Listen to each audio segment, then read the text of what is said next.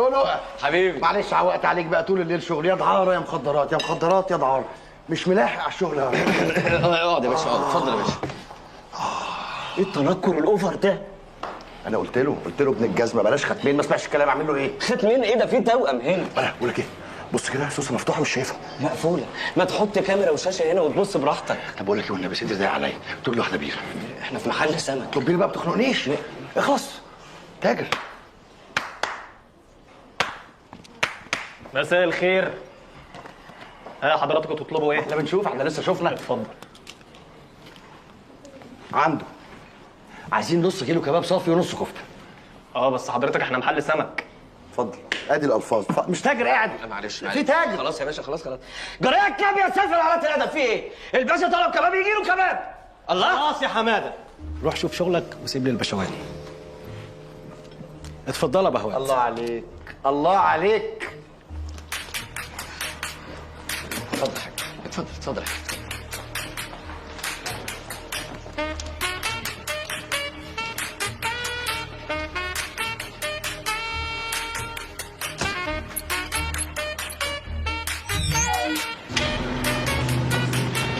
اتفضل يا بهوات.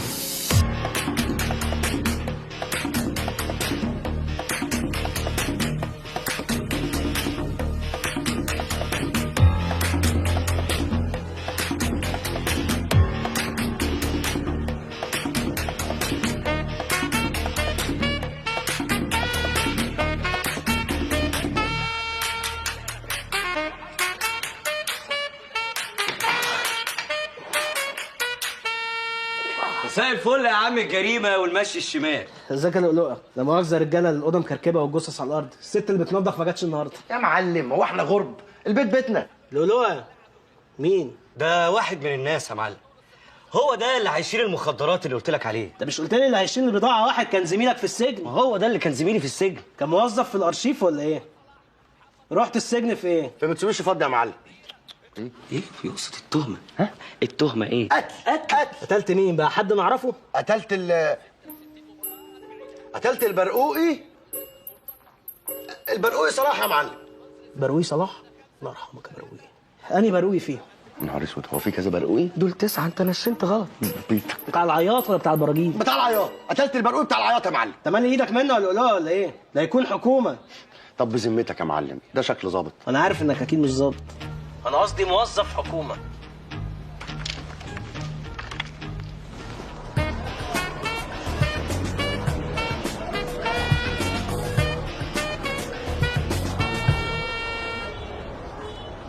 ايه يا لؤلؤه؟ انت مش قايل للراجل ان احنا جايين نتاجر في المخدرات؟ والله العظيم قايل لك. فين المخدرات؟ والله فين المخدرات يا معلم؟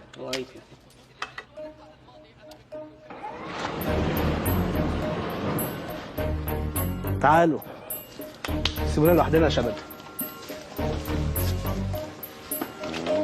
ده معمل البودره بتاعي. الله ده في حشيش كمان. حشيش ايه؟ لا ده خط انتاج البسطرمه، بس ده استخدام شخصي. دوقوا كده عسل. دوق. لا انا مبطل. الشباب هنا بيعملوا احلى بودره في البلد. ده اكيد بلبسهم ده بقى بيعملوا بودره تلك. ها؟ لا كلام معلمين، كلام كبار. اوزن لنا 2 كيلو من ده يا معلم عشان ندوق. وزننا 2 كيلو ندوق. لا ما هو ده مش التلاتة ب10. بقى وانا اول مره اشتري مخدرات. اسكت. اوزن لي 20 كيلو من ده واديني ربع بسطرمه بندق بس. ايوه كده الكلام يحلو. لف لي يا ابني 20 كيلو وربع بسطرمه من بتوع انا المخصوص بقى. ايوه يا نقة. امك نامت؟ الله. قولي لي بقى لابسه ايه؟ انت عارف اني قتلت كام واحد من ساعه ما اشتغلت الشغلانه دي؟ كام يا معلم؟ 196 منهم اعز اصحابي ومراته. وقتلته ليه؟ عشان قفشني بخونه مع مراته. وطبعا قتلت مراته عشان ما تشهدش ضدك. لا قتلتها عشان كانت ست زنانه جدا جدا. وبعدين في الفتره دي انا كنت متجوز، لو كانت قتلت مراتي كانت هتبقى مصيبه، فاضطريت اقتل مراتي. حبيبتي عشان ما تتصدمش. لا عشان كان في بينا مشاكل ماديه كده. احيانا انا بسال نفسي، هو انا اللي وحش قوي ولا كل ده عشان اللي حصل لي وانا صغير؟ منك لله يا انكل سليم.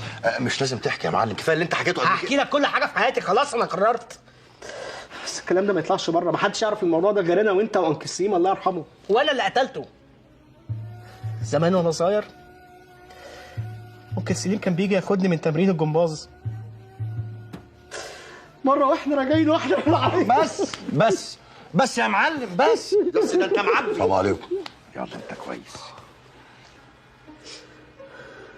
ايه ده؟ انت لسه عايش؟ هو ده أنكل سليم؟ ايه اللي انت عملته في الوقت ده يا اخي؟ حرام عليك مش كده. أنكل سليم ايه؟ ده البرقوي صلاح. بتاع البراجيل؟ لا، بتاع العياط اللي انا قتلته. مش قلت لك الناس بقت وحشه قوي؟ والله ما انت قايم. بص انا هقوم انا اخد صينيه الكحك دي وهسيب لك البسطرمه بندق بس.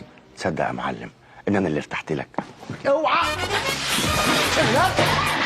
لا لو سندوتشات طعميه يبقى طبعا في من غير سمسم يا هناء. عارفه ليه يا هناء؟ لان الطعميه مليانه سمسم يا هناء. اقفلي يا هناء الله يخليك انا مرهق ارفع. ايه اللي دخل عليا ده بقى فين؟ ايه ده؟ انت مين يا؟ تعالى. انت مين يا؟ دور واطلع يا خلي الباشا افتح. مين؟ الباشا افتح لك. مين؟ بلاش استهبال. ولا احنا الحاج قافل علينا ومحرج ما نفتحش لحد. لو عدى وشافك هيقطعك. غور يا غور يا انت فقر. يا عم قول يا محمد يطلع. يطلع يا محمد. يلا هات الهند. لو تريح قلبي وتقول لي انت مين؟ دور الكاميرا. ادور الكاميرا. وزي ما انتم شفتوا اعزائي المشاهدين فلتنا من عصابه تجاره المخدرات باعجوبه وبدون اي خسائر.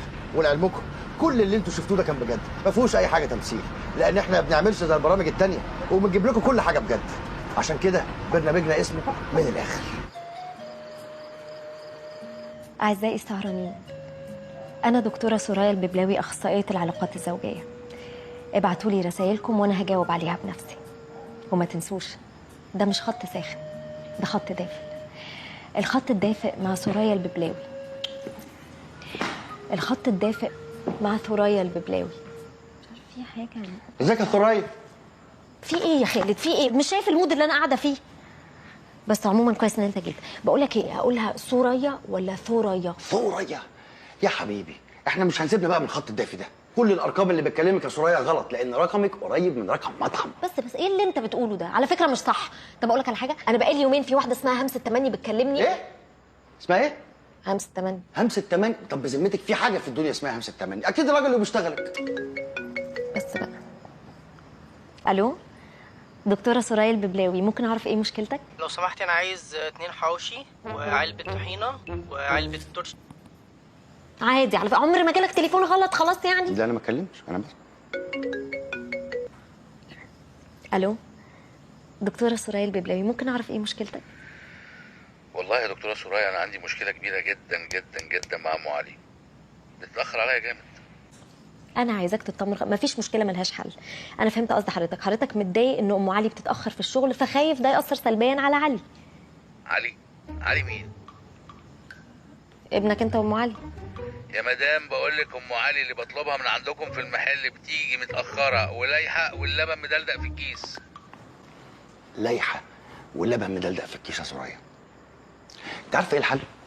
اطلب لنا سندوتشين حواوشي من المحل ده نجربه، لو طلع حلو شاركيه، أبرك من الخط الدافي. ياتي ما حدش بيكلمك والله. يا الله. حلوه ثريا الببلاوي.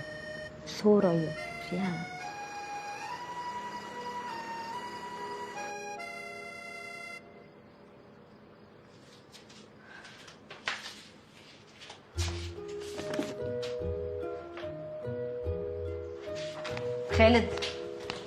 خالد ما تستهبلش، انا عارفه ان انت صاحي. الدرافت بتاع الكتاب بتاعي بيعمل ايه عندك في الحمام؟ كنت بقراه، مش قلت لي اقراه؟ وما لقيتش حته تقرا فيها غير الحمام يعني؟ الله، أعمل إيه يعني؟ قريت لحد فين؟ قريت لحد الحته على فكرة عجبتني قوي يا ثريا، قوي، بتاعة الطلاق ليس هو الحل، حقيقي حلوة. انت بتستهبل يا خالد. قريت عنوان الكتاب، هو ده اللي انت قريته؟ هو العنوان ده شويه؟ انت مؤلفه وفاهمه، مش بيقول لك الكتاب بيبان من عنوانه يا شيخه. سيبك انت بقى. شفت حلقه النهارده بتاعت المخدرات؟ عملت حته قفله يا ثريا. فرقه في ايه يعني؟ هي حلقه زي كل حلقه، لما تبقى تعمل حاجه جديده والنبي بقول لي اتفرج. عندك حق. ايه ده؟ ميرنا بعتلي بتقولي كل سنه وانتم طيبين، ليه؟ مش عارف، وانا كمان عايز هو بيقول لي كل سنه وانتم طيبين. يمكن عاشوره؟ لا، شم النسيم؟ ما شمناها يا بنتي من اسبوعين، انت ناسيه؟ ثانويه نناه. لا هيقولوا لك كل سنه وانت طيب. ايه ده؟ نناه ما ماتتش اساسا. ايوه انا عارفه. امال في ايه يوم 26 ابريل؟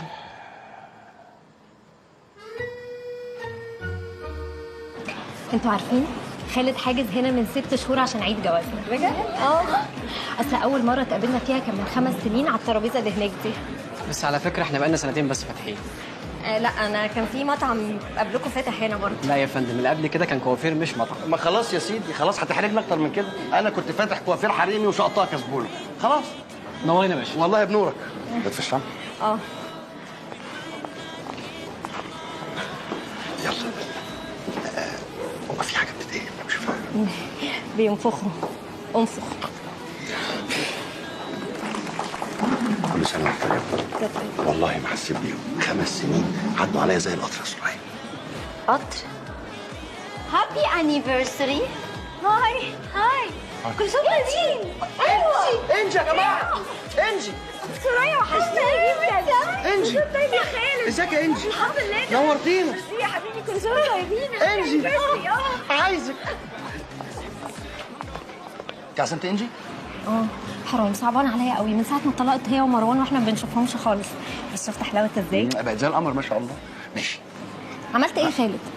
عملت ايه يا سرايا؟ ما عملتش حاجه. لا عملت يا خالد، عشان لما بتعمل كده بتبقى عملت حاجه، الا بقى لو بقيت تشم بودره وانا ما اعرف. خالد ليه تعمل كده يا حبيبي؟ اعمل ايه؟ ليه؟ ناقصنا ايه؟ انا عايزه اعرف ناقصنا ايه عشان تشم بودره؟ ليه تعمل فينا كده؟ ليه؟ حرام عليك. اشرح لي. استنى. أيوة. انت عارف اخو لميا حصل له كده وديته مصحه، لازم نسالها المصحه دي فين ونلحق نتعالج بسرعه. لا. لميا لميا ايه؟ احنا بننده على فجل، طلعتني مدمن وكذاب وكمان هتعالجيني. حبيبي انا لو شميت بودره هتعرفي اول واحده يا سرايا، عشان هيبقى بسببك. سرايا انا عزمت مروان. يا نهار اسود، يا نهار اسود، يا ريتك كنت شميت بودره يا خالد. دول ما شافوش بعض من ساعه ما اتطلقوا، انت فاهم يعني ايه؟ منين بقى ربنا يستر؟ احط البنزين جنب النار واقول ربنا يستر. مروان جه.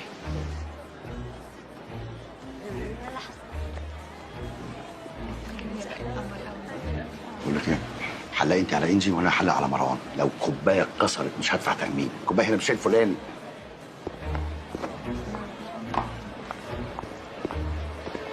مروان انجي ازيك؟ عامل ايه؟ اخبارك ايه؟ ايه الاخبار؟ كله تمام؟ ايه اخبار الشغل؟ ايه الشغل؟ احنا حلوينا جامد. ها ميرسي، يعني بحاول كده يعني. انت ازاي عملت كده؟ يا مروان انتوا اللي يشوفكوا كده سمنه على عسل ما يشوفكوش وانتم مولعين في بعض ساعه الجواز يا اخي. واحنا بعد الطلاق يا خلوده اكتشفنا ايه؟ ان الجواز كان هو السبب ان احنا ما كناش طايقين بعض.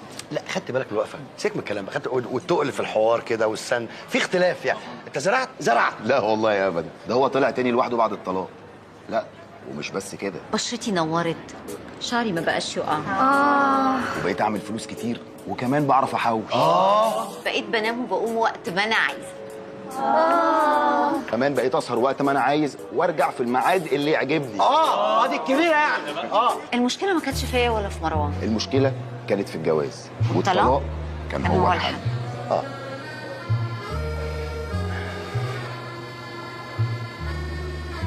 جاهزين يا جماعه؟ انت جايب لي سفاحه ولا موظف خدمه عملاء؟ ما حضرتك انت ظالم قوي، انا جايب لك واحده مقطعه جوزها، اعمل ايه؟ انيس البلاوي محامي الطلاق. ايه ده؟ خصم 15. بدوي. خالد بيه استاذ انيس فين؟ لسه داخل الجلسه حالا. لسه داخل الجلسه. ده هيطول. طب لما يخلص قول ان انا مستنيه تحت. تمام يا ماشي خالد زويل. بيه. خصم 15%. استاذ انيس الببلاوي. دفاع المدعي عليه يتفضل. حاضر يا فندم. سيدي القاضي، إن موكلي مطرب مشهور ومحبوب، وله العديد من النجاحات التي حققها قبل أن يتزوج طليقته السيدة إلهام، فكيف لها أن تطالب بنصف ثروته وممتلكاته؟ هذا غير منطقي وافتراء سيادة القاضي.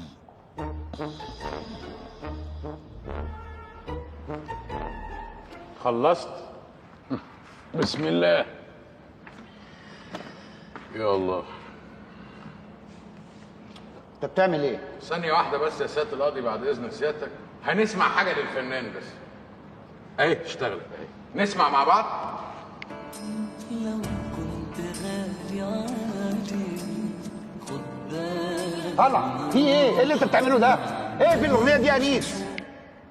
خش في الموضوع يا انيس. ودلوقتي بعد ما سمعنا سيادتك، سؤالي للفنان، ازاي حضرتك عايز موكلتي تاخد بالها من روحها من بعدك وانت مش راضي تسيب لها حاجه اصلا؟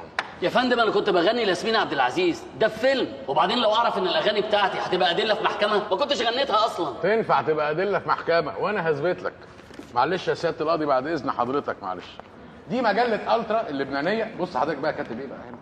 جميع أغنية مستوحاة من علاقاتي العاطفية التي أعيشها، وزوجتي هي ملهمتي الوحيدة.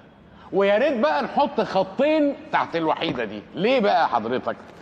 لأن ده معناه إن موكلتي هي السبب الرئيسي والمباشر في كل أغاني الفنان، ومش عايز يديها نص ثروته، ده يرضي ربنا.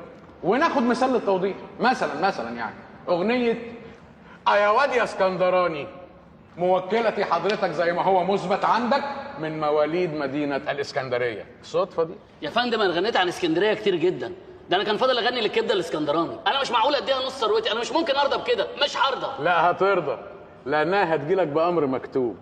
نسمع مع بعض. والليلة دوب ولازم نرضى بالمكتوب الليلة دي، الليلة دوب. هو ده دليل؟ والنبي ما تزعل مني يا فنان، هنقول احنا لسه حبايب. يوه ما خلاص قلنا. هو بصراحة بقى انت اللي غلطان، ما كنت جيت لي من الأول. خلاص ما عادش يجي منه. هو ايه اللي ما عادش يجي منه؟ ما احنا لسه فيها. بص بقول لك ايه، انت الليله دي تكتب لها فيلة القطامية باسمها. إيه؟ يا حبيبة قلبي يا بنت الناس، ده بيتك وده حقك، ومنى يا حبيبي تحس هوايا، ويا ريت لو بالعكس بقى، وانا اللي هقول لك. انا لعبتي هتقشعر هي تردها، الحكم بتاع النهارده يبقى باطل، اسبوعين وتطلقها، وباذن الله تروح حافيه. طب وهتفرق ايه بقى المره دي؟ هيفرق كتير، هيفرق ان انا اللي هبقى المحامي بتاعك ساعتها يا نجم. ما تقراني فيه ايه؟ بدوي اكرته. انت ايه يا اخي؟ شيطان؟ لا محامي طلاق، وخليك حافظ الطلاق انطلاق. يا نجم ازيك يا نجم؟ خالد ازيك خالد؟ اخبارك ايه؟ عامل ايه؟ ازيك يا ابو نصر؟ عامل ايه يا ببلاوي؟ صباح الفل خلوه. ابو نسب الراجل ده نسيبك؟ ده لسه مطير لي نص فلوسي دلوقتي. بقول لك يا خالد، مش عايزين تعملوا حفله كده في النقابه؟ فرح، طهور، عيد ميلاد، اي حاجه. انا حبيبك يا خالد. حبيبي طبعا يا نجم. حاضر، احنا بنحبك يا نجم. لا مش عايز اشوفك كده. شكرا يا خالد، شكرا حبيبي. السلام عليكم. حسبي الله ونعم الوكيل. في ايه مستنيك؟ الطلاق ايه؟ انطلاق. ما انت شاطر اهو. يا ببلاوي انت عملت ايه في الراجل؟ ولا اي حاجه، انا كنت بعمل لمصلحته. انت اللي بتعمل ايه هنا؟ جاي اشوف قضيه كده عشان الحلقه الجديده. يا نهار اسود، انتوا ما بقيتوش لاقيين مواضيع تتكلموا فيها. مواضيع كتيره والحمد لله. انا بس يا اخي اللي بدور على حاجه جديده كده. الناس بتزهق بسرعه يا انيس. عايز قضيه سخنه ملهلبه، حاجه دسمه. تعالى هوكلك اكله سخنه وملهلبه ودسمه. تعالى. الف هلا وشفا يا استاذ انيس عظمه. حياك الله يا ابو زياد. اهو ابو زياد ده بقى خالد احسن واحد في مصر يعمل فشه وكوارع. روح الله يبارك لك يا استاذ انيس. ربنا يبارك لك يا ابو زياد. لا سيب لي المواسير شويه، انا بحب احبس بيها. يا سلام بس كده، والله العظيم انت ابن حلال مشفي. ربنا يبارك لك. انا كنت عايزك في حوار كده. تأمرني. انا وام زياد متخانقين خناقه جامده قوي، وانا بصراحه بص. طلقها. طلقها فين؟ واقفه في البلكونه هي بتنشر. بس يا عيال والله لو ما كتبتوش لاكلكم وانتوا صاحيين. سيبها تموت لوحدها، اوعى تطلقها. انيس الوليه مش سهله، ده رايي. خليهولك، طلقها قبل ما تخلعك. بعد اذنكم 5 بقى رجاله. توكل على الله، شد حيلك. عرفنا ان الشغل زي الزفت. اخبار سوريا ايه بقى؟ لا يا راجل، عايزين تطلقوا؟ يا انيس وانا قلت حاجه؟ ما هو عشان ما قلتش. ما انا عارف السكته دي حافظها. انت عارف انا بسمع السكته دي كام مره في اليوم في المكتب عندي من الناس اللي جايين عايزين يتطلقوا. انت عايز تطلقها؟ انا عايز اطلق شويه. طب انت دلوقتي جاي لي بصفه يمين بقى؟ انيس اخو مراتك، ولا انيس المحامي، ولا انيس صاحبك؟ يا سلام، وهي هتفرق يا اخي؟ امال تفرق طبعا. ما هو لو انا انيس صاحبك هديك نصيحه، لو جاي لي على اني انيس اخو مراتك هديك على دماغك، انما لو جالي على ان انا انيس المحامي هديك بوسه واقول لك بقى هتديني كام. بص انا باخد اتعاب 200,000 جنيه، والقايمه اللي انت كنت كاتبها وشايلها عندي لسبب لا يعلمه الا الله تختفي النهارده. وعلى فكره ال 200,000 دول علشان سوريا اختي. انت عارف يعني ايه اختي خالد؟ والله انا عارف يعني ايه المصيبه بقى. انت عارف يعني ايه اختك؟ لا بقول لك ايه، انا ما بحبش الوساط في الشغل. هنتكلم شغل يبقى نتكلم شغل. قول لي انت فتحت في الموضوع؟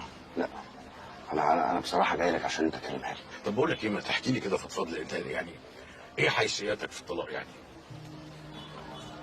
والله ما عارف اقول لك يا انيس. عارف يا اخي، احنا عايشين مع بعض في بيت واحد، بننام مع بعض في اوضه واحده، بننام جنب بعض في وشينا، بس يا اخي تحس كل واحد عايش عالم لوحده، مش مع بعض يا انيس. كان في حاجه بينا كده يا اخي، عارف زمان يعني. بتعمل ايه يا حبيبي واحنا بنتكلم في مصيبه اختك؟ يا اخي بحاول اطلع النخاع من البتاع دي، بحبه قوي بس مش عارف اطلعه. بس اكتب اكتب بقى عشان الكاميرا تشتغل جواك. سيب القرف ده وكلمنا يا انيس. يا اخويا بقى يا بتاع بقى، ما انت اللي جبته لنفسك، كنت جبت لنا عيل يسليه يا اخويا. ما انت عارف ان احنا كنا مأجلين موضوع الخلفه سنه في الثانيه في الثالثه. لا بقى انيس بقى خلاص النصيب يا اخي. طيب خلاص ما تشيلش هم، انا هكلمها لك. هجس نبضها كده. ايه ده؟ دي كده جاي لي بكره. اسكت، مش البنت ساره جايبه لي واد جاي يتقدم لها بكره، عايزه تتخطب. ساره؟ يا اخي العيال كده. طبعا السنين بتجري. ينفع كده يعني يا ابو زياد؟ انا هيجيبوه وترجع في الشارع. خد كوبايتك وارجع لورا بسرعه. كوبايتك وارجع بكرسي لورا بسرعه.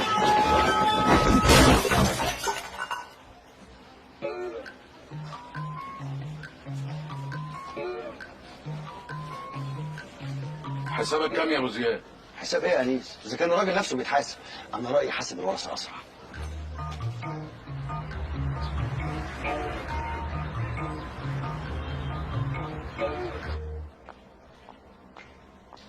لا ما تقلقيش، جاي لي من كامبوديا سيليكون، بتنزلي له ابلكيشن على الموبايل، تقعدي بقى تكبري وتصغري في نفس الوقت وانت قاعده مع الناس، تجننيهم كده. لا ما تضحكيش بقى، احنا 3 اسابيع مفيش ضحك، عشان وشك لو فلق مش هعرف اعمل حاجه. يلا اتكلي على الله. يا دكتوره سوريا، مش هتيجي اظبطك؟ تظبطني ايه يا ابو تظبطني؟ دكتور شرطي، انت فاكر انك دكتور؟ انت سمكري، بس بدل ما تصلح عربيات بتعمل سيليكون وبوتوكس. وايه؟ بوتوكس. البوتوكس ده يا هانم ظبط علاقات كتير جدا بدل الشهادات بتاعتك دي. ايه اللي حصل يا كمان؟ انت جريتي بسرعه قد ايه؟ ايه اللي حصل؟ لعبتي في الهواء ولا ايه؟ خشي. هموت واعرف بتجري، انا عملت كل حاجه، اعمل ايه تاني؟ خشي يخرب بيتك. كريمه، عايزاكي تغمضي عينك، تاخدي نفس عميق، وعايزاكي تدوري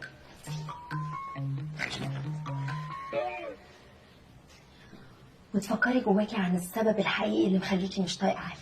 أنا بعد الجواز سبت شغلي وقعدت في البيت علشان أركز مع الأولاد وكده، وفي نفس الوقت علي بقى شاطر وناجح جدا في شغله، ونجاحه ده خلاني أحس بفشلي أكتر، وأحس إن أنا عايشة في ظله، وأنتي أكيد أكتر واحدة حاسة بيا. اشمعنى يعني؟ علشان جوزك الأستاذ خالد ما شاء الله ناجح ومكسر الدنيا، وأنتي برضه يعني. أنا عايزة أفهم. لا عشان تبقي عارفة أن نجاح خالد مش مؤثر عليا خالص، ولا عايشة في ظل ولا حاجة، ما فيش ست بتعيش في ظل راجل. منور يا رؤوف. ربنا يخليك يا عمي، ده نورك. منوره يا هانم. ميرسي قوي يا انيس بيه. ربنا يبارك لك فيها يا هانم. يا رب. والله الضنا غالي. قوي. لا مؤاخذة انا اسف معلش.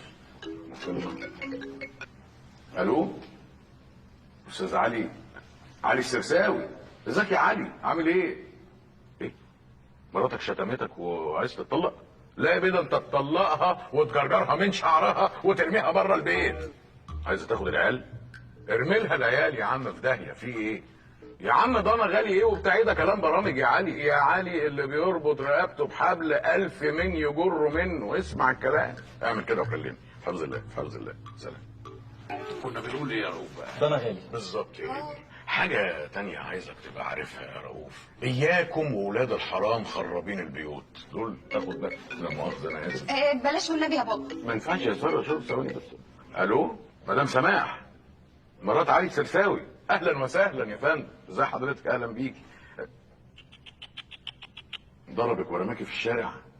يا ساتر استر يا رب، ده أنهي شيطان اللي وزه على العملة السوداء دي؟ بقول لك يا مدام سماح، جنبك حيطة؟ طب معلش بعد اذنك، عايزك تعوري نفسك عليه، ولو في حد من العيال كمان يستحمل يا ريت برضك. وتطلعي على المستشفى تعملي لي بس تقرير طبي، ويا ريت يبقى ايه اكتر من 21 يوم، وبكره الصبح تجيلي على المكتب على طول. في حفظ الله، في حفظ الله. كنا بنقول يا روف. لا ده الحرام خرابين البيوت يا عم. انستونا وشرفتونا ونورتونا. بس يا عم. عيش يا حبيبي، فرصه سعيده يا هانم. اهلا. سوريا اختي، رؤوف والدته. انا متاسفه جدا على التاخير، بس يعني اكيد هنتقابل كتير. اكيد. يلا يا رؤوف. عايزك دي يا رؤوف. يلا يا رؤوف. ماما خدي مفاتيح العربيه، 5 دقايق بالظبط، لو ما جيتش اهرب انت. باي باي. تعالى يا رؤوف، تعالى يا رؤوف، تعالى حبيبي، تعالى. معلش حاجة أخيرة كده، موضوع القايمة هنعمل فيه إيه؟ احنا ما اتفقناش على قايمة. أنا مش عارف أنت قلقان ليه يا رؤوف، أنا مش عايزك تقلق، ده إحنا هنبقى أهل يا ولا. وعشان أثبت لك حسن نيتي بلاش قايمة خالص يا سيدي. كمبيالات؟ شيكات على بياض؟ شوفوا اللي يريحكم يعني، وخد راي ماما برضو ما هي هتمضي معاك. تمام؟ تصبحوا على خير يا حبيبي. باي باي. مبروك يا رؤوف. قدر الله وما شاء فعل. ازيك يا سرية؟ عامله ايه؟ هيكون ماله يعني، هيتجوز. اخبارك ايه وعامله ايه مع خالد؟ يوه، هو انت كمان هتسكتي؟ انيس ايه؟ انا ما بقتش مبسوطه خالص مع خالد ومش طايقه اعيش معاه ولا ثانيه واحده. يا لهوي. انا عارفه طبعا ان انت مصدوم ومخضوض عشان فاكر ان احنا الاثنين مبسوطين قوي مع بعض. طبعا طبعا انا مصدوم. ازاي؟ طب ما تطلقي. لا طبعا ما ينفعش يا انيس، انا بعمل كتاب اسمه الطلاق ليس هو الحل. انت قريت الكتاب ولا لا؟ ما قريتوش طبعا. وبعيدا عن الكتاب، عمرك شفت خبيره علاقات زوجيه متطلقه؟ لا مش فاكر حاجه زي كده. اصبري بس، اهدي يا سرية، المواضيع ما تتاخدش كده. يوه، بقول لك ايه، الواد رؤوف وامه جايبين صينيه بسبوسه جوه. تعالي نقلق فيها. ثواني كده. خشي انت طب افتحي البسبوسه وانا هرد على المكالمه دي واجي لك. ها حط سرية. بص انا يا دوبك بلمح لها البت انهارت، قالت لي ايه يا لهوي انا ما اقدرش اعيش من غيره. البت منهاره في العياط. سرية مراتي بتعيط؟ انت مش سامع العياط؟ لا. ايه بقى يا حبيبتي، من كتر الشحتفه دخلت تاكل بسبوسه. صوتها راح. شحتفه؟ انيس انت متاكد انت بتتكلم على سرية مراتي؟ ايوه يا ابني. انت ايه الدوشه اللي جنبك دي؟ بعمل حلقه هنا عن واحد جمع ما بين 23 زوجه. المصيبه بقى ان 23 زوجه عرفوا فتحول الاصل العين. انيس مع السلامه، انا مش سامع اي حاجه منك. مع السلامه، هكلمك لما اخلص. اعزائي المشاهدين، اهل الزوجات جوه بيحاولوا ياخدوا حق بناتهم واخواتهم من اللي اسمه محنسي. معانا الاستاذ ممدوح خالد مسؤول من الاحوال المدنيه. استاذ ممدوح منورنا في البرنامج. اهلا وسهلا بك يا استاذ خالد. راي حضرتك ايه في اللي بيحصل؟ والله يا استاذ خالد دي مش المره الاولى اللي احنا بنشوف الحاله زي ديت، وبتمنى من العلي القدير انها تكون الاخيره ان شاء الله. طبعا. واحنا كمسؤولين برضه المفروض علينا ان احنا نوفر حل للموضوع دوت. ما هو برضه يعني مش معقول كل شويه حد يستغل طيبه بناتنا ويضحكوا عليهم. ولا انت ايه رايك يا استاذ خالد؟ والله انا رايي ان بقناس هيروح في 60 داهيه. والله بقناسي وشاكله دول هم سبب البلاوي اللي احنا فيها. الواحد يروح يتقدم للبنت ويروح يكتب كتابه عليها عند مأذون في منطقه نائيه، فيتاخر التسجيل في الاحوال المدنيه. وهو ده لب المشكله يا استاذ خالد. لابد من الغاء ورقيه الحكومه نهائيا، وده بتطوير قاعده بيانات الاحوال المدنيه وتحويلها الى رقميه. ويلا بينا بقى نخش عصر الديجيتال. اعتبر يا فندم الديجيتال نزل خلاص. ساعتها بقى اللي زي مهناسي واشكاله دول مش هيقدروا يهربوا بعملتهم، لان كل حكايه زرار تك كل تاريخه هيبقى قدامك. بعد كل الهري ده يا فندم يعني ايه اللي مطلوب من الساده المواطنين؟ عشان تطوير قاعده البيانات كل اتنين متزوجين يروحوا يجيبوا اسايم جوازهم للحكومه عشان تسجل في قاعده البيانات، والا ساعتها بقى قدام القانون مش هيبقوا متجوزين.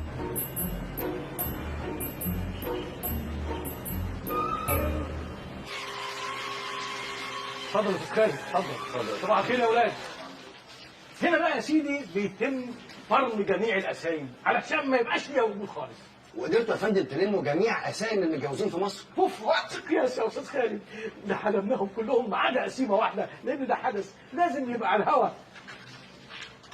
قسيمتك انت يا استاذ خالد.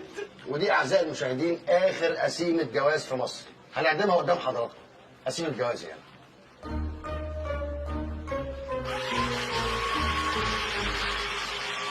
اتفضل يا استاذ خالد، اتفضل. هنا بقى اجهزه الكمبيوتر اللي احنا بندخل منها البيانات، يصبح عندنا قاعده بيانات كامله متكامله على السيرفرات جوه. وبعدين احنا مجرد ما نشغل السيستم تبقى في متناول الجميع، وده كله ايه؟ بيتم بدوسه واحده على زرار واحد بس. الله اكبر، صور يا زهير صور. وبعد كده نقدر ان احنا معلش يا فندم استاذنك بس اروح الحمام مش قادر. بس سيب لي زويل والمايك. شكرا شكرا. يلا زويل. هنا ولا نستنى الاستاذ خالد؟ يا سرايا. نعم مكلماني 3 مرات ما ردتش، يبقى اكيد في الشغل. عايزه ايه؟ ايه اللي عايزه ايه؟ افرض محتاجاك في حاجه مهمه، افرض مت يا اخي. حبيبتي ما انت لو مت مش هتكلميني. سرايا خلاصي. جاي العياده امتى؟ عياده؟ عياده ايه؟ انت نسيت يا خالد؟ لا نسيت ازاي؟ لا انا فاكر. لا نسيت يا خالد عشان بتهرش في مناخيرك. عرفت منين انا برش مناخيري؟ هرشت. بقول لك هنا في الشغل هيسمعوني هرشت في مناخيرك، ما هرشتش في مناخيرك هيقولوا عليا ابو دراجي. خلاص يا سرايا اشوفك في العياده. ماشي اوكي باي. بقول لك ايه؟ فكريني كده بس انا هاجي العياده ليه؟ عشان النهارده حفله توقيع الكتاب بتاعي يا خالد. حفله توقيع الكتاب؟ خلاص انا هكون عندك ان شاء الله. بقول لك همسه تمني جايه والنبي هتطلع راجل، والله هتطلع راجل. سلام. تعالى يا استاذ خالد. انا اسف يا فندم. تعالى عشان تحضر معانا هذا الحدث الجمل بدوسه واحده على زرار واحد بياناتك كلها تبقى قدام الموظف. يا محمد السيستم جاهز؟ جاهز يا فندم. يلا اعتمد على الله. ايه ده يا محمد؟ محمد معناه ايه الكلام ده؟ السيستم ضرب. ضرب؟ اه والله انا هكدب على حضرتك ليه؟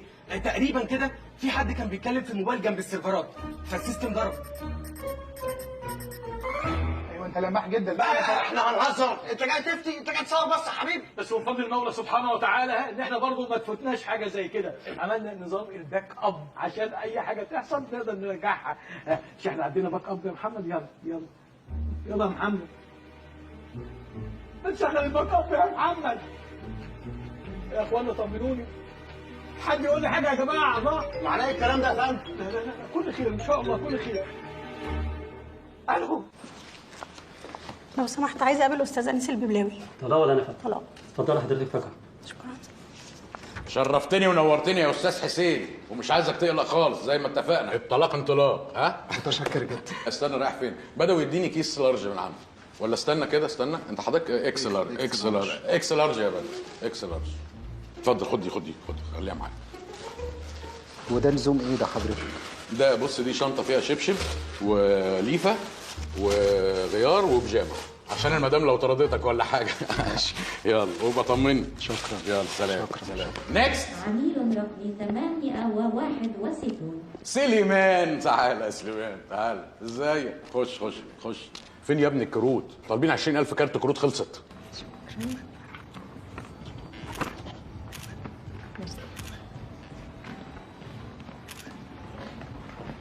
أعزائي المشاهدين أهلا بيكم في حلقة جديدة من برنامج من الآخر. بصراحة أنا عندي خبر ليكم عاجل جدا وفي منتهى الخطورة. مش عارف إذا كان هيفرحكم ولا هينكد عليكم. إحنا أول برنامج يذيع الخبر ده حصري. للأسف قاعدة بيانات المتجوزين اللي كانوا شغالين عليها ضربت. واحد يسألني يعني إيه ضربت؟ ماما يعني ضربت.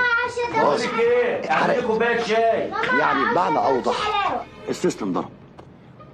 ده معناه إن من اللحظة دي قدام القانون إن كل اللي متجوزين في مصر اتطلقوا.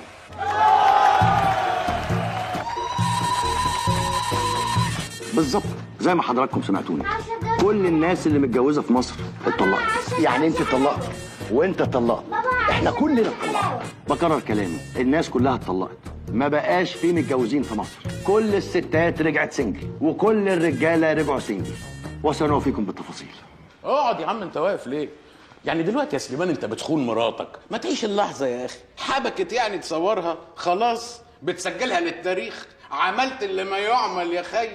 عايز تبقى ترند اديك اتقفشت، بس بسيطه ان شاء الله. وعلى فكره بقى، عشان انت راجل زبون وصاحب مكان، انا هعمل لك خصم ومش هاخد منك غير هو راح فين يا سليمان؟ ما شفتش سليمان يا بدوي؟ ايه ده؟ الناس راحت فين؟ مشوا يا ريس. مشوا راحوا فين؟ الناس اتطلقت. كل الناس اللي في المكتب اتطلقت؟ مين اللي طلقهم؟ مصر كلها يا ريس اتطلقت. يعني ايه؟ مش فاهم. اهو بكرر كلامي، الناس كلها اتطلقت، ما بقاش في متجوزين في مصر. كل الستات رجعت سنجل وكل الرجاله رجعوا سنجل. انت طبعت كروت يا بدوي؟ والسلام ده ودفعت الفلوس. وسنوفيكم بالتفاصيل. يخرب بيتك يا انيس.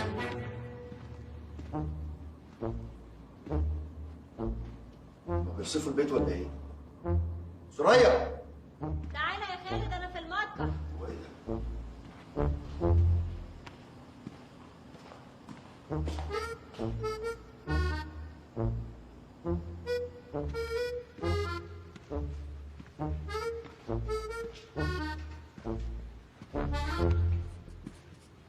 ايه ده سوريا؟ خالد شفت؟ يا حرام الناس كلها اتطلقت. هو ايه اللي شفت؟ انا اللي قايل الخبر يا امي. سوريا ايه ده؟ حبيبي مش انا وانت اتطلقنا؟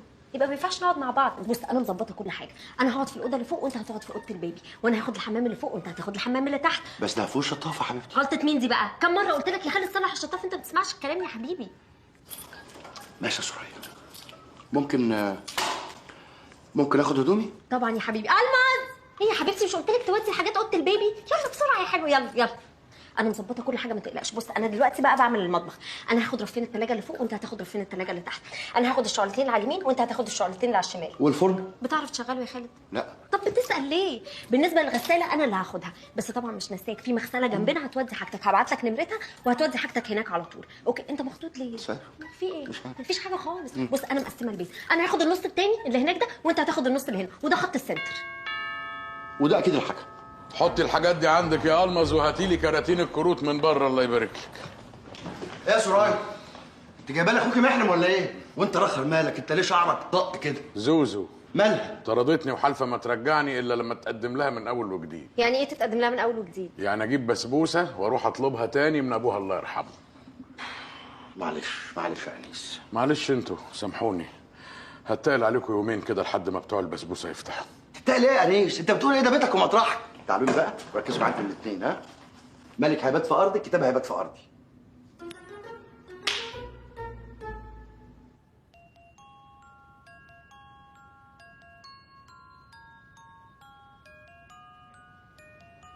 خالد خالد. مين؟ انا انيس. انيس عايز ايه؟ عايز زبادي. نعم. انزل هات لي زبادي. انا اللي نايم فوق وانت اللي نايم تحت وعايز اجيب لك زبادي؟ نام يا حبيبي نام، الزبادي في النص بتاع اختك يا انيس. نام. طب النص بتاعك فيه جيلي؟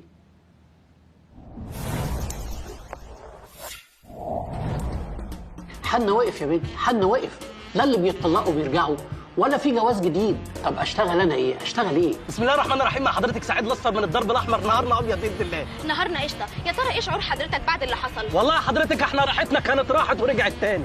سيادتك انا متجوز واحده 3 سنين، 3 سنين بتحترمني 6 ساعات بس في اليوم. اشمعنى 6 ساعات؟ اللي بتبقى نايمه فيهم. على قد الموضوع الطلاق ده خرب بيوت ناس كتير، الا انه كان باب رزق لينا. ده حضرتك عارفش واحده اتطلقت من ضمن اللي اتطلقوا بجمله المتطلقين، بناخده عدم المؤاخذه من بيت جوزها بنرجعه بيت ابوها. احنا بعون الله بنعمل طلعتين 3 في اليوم من دول. حاسب على السيراميك. هلا وايد. بتعملوا ايه هنا يا ولاد؟ حضرتك الظاهر من الكبار اتجننوا، بقوا يمشوا يرموا الدبل في الشوارع. واحنا بنلمها. بص معانا قد ايه؟ ايه كل ده؟ نسمة 2018 عملتها يا تامر؟ احنا على الهوا يا نسمة. بلا نسمة بلا زفت. وزي ما حضراتكم شفتوا ده رأي الناس في الشارع. تفتكروا هل في امل؟ طبعا في امل، وانا متأكد من ده. لان على سبيل المثال انا ومراتي زي اي 2 متجوزين. اي نعم احنا اتطلقنا على الورق، انما هنا احنا لسه متجوزين ومفيش اي حاجه هتقدر تفرق بيننا. كان معكم خالد مختار، واشوفكم في حلقه جديده عشان اجيب لكم من الاخر. كات. ايه الجمال ده؟ فيه ايه؟ فيه ايه؟ ايه الحلاوه دي يا استاذ؟ ايه الجمال ده؟ ده احنا هنقلقل عمرو اديب كده، هندروخ. لا هنهزر. انا ما اقصدش، بس انت بتوتر يا بيه. الحلقه دي هتجيب مشاهدات ولا فيديوهات شاهد قبل الحسن. اسمع مني بقى. اسمع مني انت، محدش هيوقف البرنامج ده غيرك يا زويل. الو. ايوه يا استاذ خالد، ازيك؟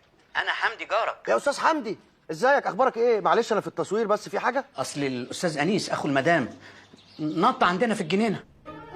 تاني؟ مع اني رطب بنفسي يا فندم قبل ما انزل. الظاهر بقى ان هو فاكر نفسه. يا ريت تشوف اي حد يجي ياخده. لان قاعد مع باكي وميزو بيقنعهم ان هم يتطلقوا من بعض. يطلقهم ازاي يا استاذ حمدي اذا كان كل الناس اتطلقت اساسا؟ باكي وميزو دول مش ناس، دول الكلاب بتوعي. ما هو بص بقى، من اللي انا شايفه ده الصلح مش هينفع، لازم هيبقى فيه طلاق. هتتطلقوا يعني هتتطلقوا. استاذ حمدي انا هتقل عليك معلش، يا ريت لو تحبسه في الحمام لحد ما اخده، ولو بعد الاكل ب10 دقايق واحد بسلسلته كده يلففه حوالين الفيلا اكون شاكر جدا. ايه ده؟ يا نهار اسود. سكه يا حبيبتي والنبي، سكه. معلش يا بنات ادوني سكه، سكه يا ناس. يا دكتور، يا دكتور شهد اللي انت عامله ده رزق يا استاذ خالد، رزق. انت جاي في ايه؟ شفط ولا نفخ؟ انا سراي. يبقى نفخ، اطلع لها بتنش فوق. يبقى نظم المرور شويه يا اخي، يعني اللي عايزه تنفخ يمين واللي عايزه تشفط شمال. ايه ده قصدك ايه حضرتك؟ لا اللي عايزه تشفط شمال مش هي شمال. بحسب. لا احسبي ما تقلقيش، زباينك عصبيين قوي دكتور شهد. ما تعصبهمش بقى، انا هديهم. ها يا جماعه السيليكون خلص، اللي عايز سيليكون يجي لي سبت بس صايم. يلا خش انت بقى لنا ساعه بنرغي. اتفضل يا فندم، احلى فراشه باذن الله. يا نهار اسود. سرايا، سرايا، خرب بيتك سرعتيني، قلت جرالك حاجه. في إيه يا خالد؟ معلش، بس انا قلت اريح عشان انت عارف زحمه الزباين وكده، فردت ظهري شويه. انا عجباني قوي الزباين. زباين مين يا امي؟ ده ما فيش غير انا وانت والكراتين دي في العياده. اللي بحق يا سوريا الكراتين دي بتاعت ايه؟ لا ده دار النشر بعت لي الكتاب بتاعي. ما بعتيش ولا نسخه؟ لا طبعا بعت. طب بعتي كام نسخه؟ 1,000,000؟ 1000. يا نهار اسود يا سوريا، بعتي نسخه واحده من الكتاب؟ طب وغلاوتك هتلاقي همسه التمني هي اللي اشتريتها. بس بقى يا خالد، انت بتغلس عليا في البيت وجاي تغلس عليا هنا، انت عايز ايه؟ مش عايز حاجه يا اختي، انيس اخوكي البيه ماشي يترافع على نفسه، لا وايه نط عند الجيران تاني، ايه اللي خلاكي تسيبيه في البيت لوحده؟ يعني انت بقى عايز اسيب شغلي وزبايني واقعد ادور على اخويا في البيت، مش كده؟ يا ولا على العياده هم فين يا امي؟ هو في غيرنا هنا؟ استهدي بالله يا حبيبتي، قومي طصي وشك بشويه ميه ولا نروح نشوف مصيبه اخوكي. يلا ماشي. انا جيت عياده ولا ميته؟ انا هتجنن من موضوع انيس ده، بس انا فكرت في حاجه. ايه رايك لو كل يوم قبل ما نروح الشغل نلعب معاه فيتهد وينام؟ والله فكره. طب بقول لك ايه، اما نجيب له بيبي سيتر ونخلص. انت بتهزر يا خالد وانا بتكلم بجد. طب ما نرجعه لمراته القديمه وخلاص. مراته مين يا بنتي؟ بتقول لك عايزاه يتقدم لها ويجيب لها بسبوسه. وايه ده؟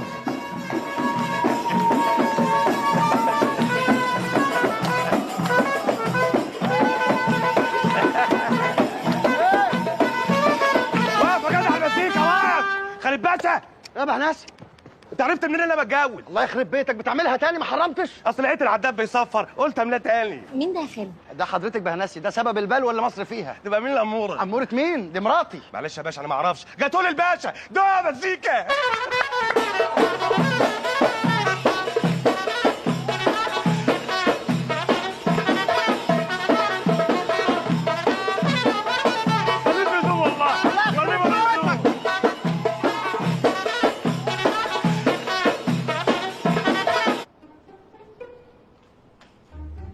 مين دول؟ دول جايين عشان يخطبوني يا ماما. يخطبوكي؟ اه. امال فين جوزك اللطز؟ لطز؟ مش واخده بالك ان اللطز ده قاعد قصادك؟ انيس الاكاد ما كنتش بطيئه لا هو ولا اخته السهنه الكئيبه. يا سلام، ده على اساس يعني ان انتوا اللي طيبين قوي وزي البلسم على القلب؟ لا حقيقي ما يصحش يا جماعه، دي مش قرايه فاتحه. ها قلت ايه يا حاجه ام زوزو؟ بقول ايه؟ احنا ناخد فرصه الاول نسال على العريس ونطقص عنه. ما تتقصي من بنتك، بقالي 25 سنه متجوزها. انيس حبيبي عيب، اعمل اعتبار لابوك وامك، لابوك واختك اللي قاعدين. ما انتش سامع الالفاظ يا عم خالد، لطز ونتقص وبتاع. بقول لكم ايه؟ انا مش مرتاحه لكم ولا طايقاكم، وكمان ما عندناش بنات للجواز. ما قلت لكم يا اخوانا المشوار ده ملوش لازمه، سيبوني. انت رايح فين؟ هطلع اخد هدومي وغياراتي، فيها حاجه دي؟ زوزو نعم. اطلعي وراه وخدي حد من الشغالين وتطمني كويس على الصيغه بتاعتك لا يمد ايده عليها. ما يمد ايده عليها، مش فاهمه فيها ايه لا عيب. اوعى يا حبيبي خالد،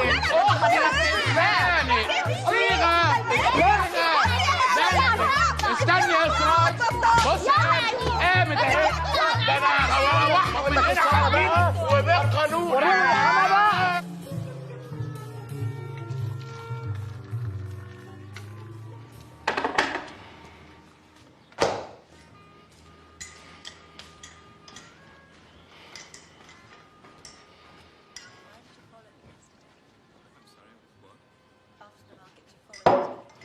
انيس عامل ايه؟ حبيبي فضل يعيط طول الليل، ما اعرفش ماله، اتاريه كان جعان، رضعته وقشط ونام. هيكون ماله يا سوريا؟ اتخمد. بقول لك ايه، اعملي حسابك هبات معاكي اسبوع، معايا اسبوع. ماشي. كنت طايقك لما اعطيه اخوكي. تعمل ايه؟ وايه اللي بقى هتفرج على الماتش؟ الريموت يا حبيبي كان في النص بتاعي، عايز تتفرج على الماتش روح اتفرج عليه في حته ثانيه. لا بقى يا سوريا، انا هتفرج على الماتش هنا والتلفزيون هنا والتلفزيون في النص. الريموت كان فين؟ هو الرخامه عندكم كيف في العيله يا بنتي؟ كيف؟ نصي. ماشي يا سوريا ماشي.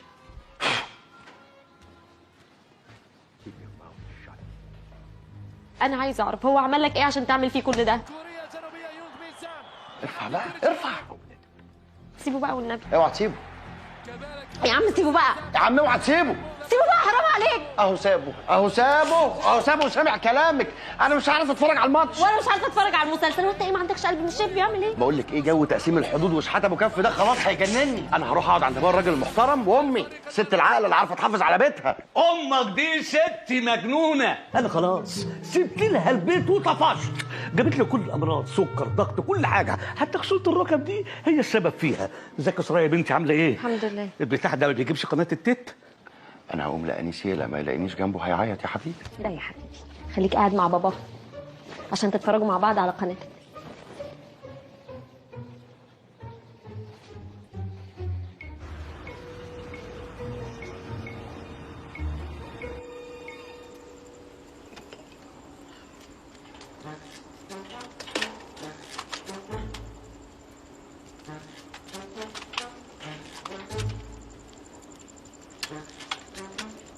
انت بتعمل ايه يا انيس؟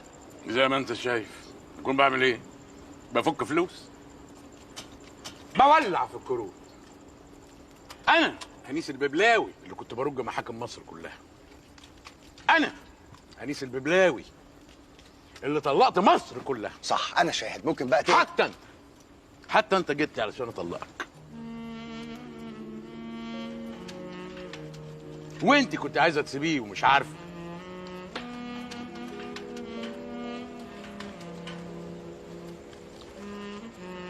انيس ممكن بقى تستنى. انا لسه ما خلصتش كلامي. انت بتحب ليه يا انيس وانت شربت الجزم؟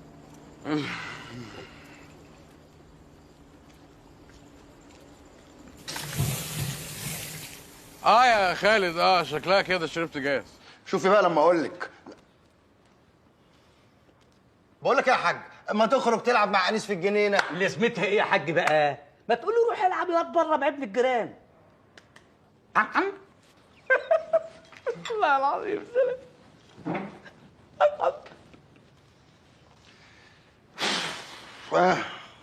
قول انت الاول. ما عنديش حاجه اقولها. احسن. فانت بقى كنت عايز تسيبني مش كده؟ يا سلام، ما انت كمان عايزه تسيبيني. فرقت؟ طبعا فرقت، عشان انا عارفه انا عايزه اسيبك ليه، انما انت بقى عايز تسيبني ليه؟ حبيبي خلاص الكلام لا هيودي ولا هيجيب. احنا اتطلقنا يا سرايا، ليه بقى قاعده تنخوري؟ المهم ان كل واحد فينا عنده سبب عشان يسيب التاني. سبب؟ لا يا حبيبي، لو انت عندك سبب انا عندي مليون سبب. ها اهو شفتي؟ عشان طريقتك دي انا عايز اطلقك يا سرايا. ودينا اهو اتطلقنا يا حبيبي. روح بقى دور لك على واحده تضحك عليها وتقعدها جنبك 5 سنين مفهمها ان هي هتبقى مذيعه معاك لحد ما انت بس اللي تبقى مذيعه وتتشهر، وسايبه هي قاعده ما بين البيت والعياده، وكل التليفونات اللي بتجيلها تليفونات حواوشي وبس. وقال ايه؟ عشان اقعد اربي العيال. هما فين العيال دول؟ انا عايزه افهم. انت عارف ايه الحقيقه بقى يا خالد؟ ان انت اناني وطماع وما بتفكرش غير في نفسك. انت ما كلمتيش وانت صغيره ولا ايه؟ يا نهار اسود، بلعك فتحت في وشي. اوعي. انا هقوم ولما نهدى نبقى نتكلم. كلام خلص. انا قلت لك 100 مره ما تمشيش وانا بكلمك. يا نهار ابوك اسود، دي كانت هتيجي في دماغي. طب ما انا قصدي اجيبها في دماغك. حلو، هنشوف بقى مين اللي هيكسر دماغ التاني. يا دكتوره.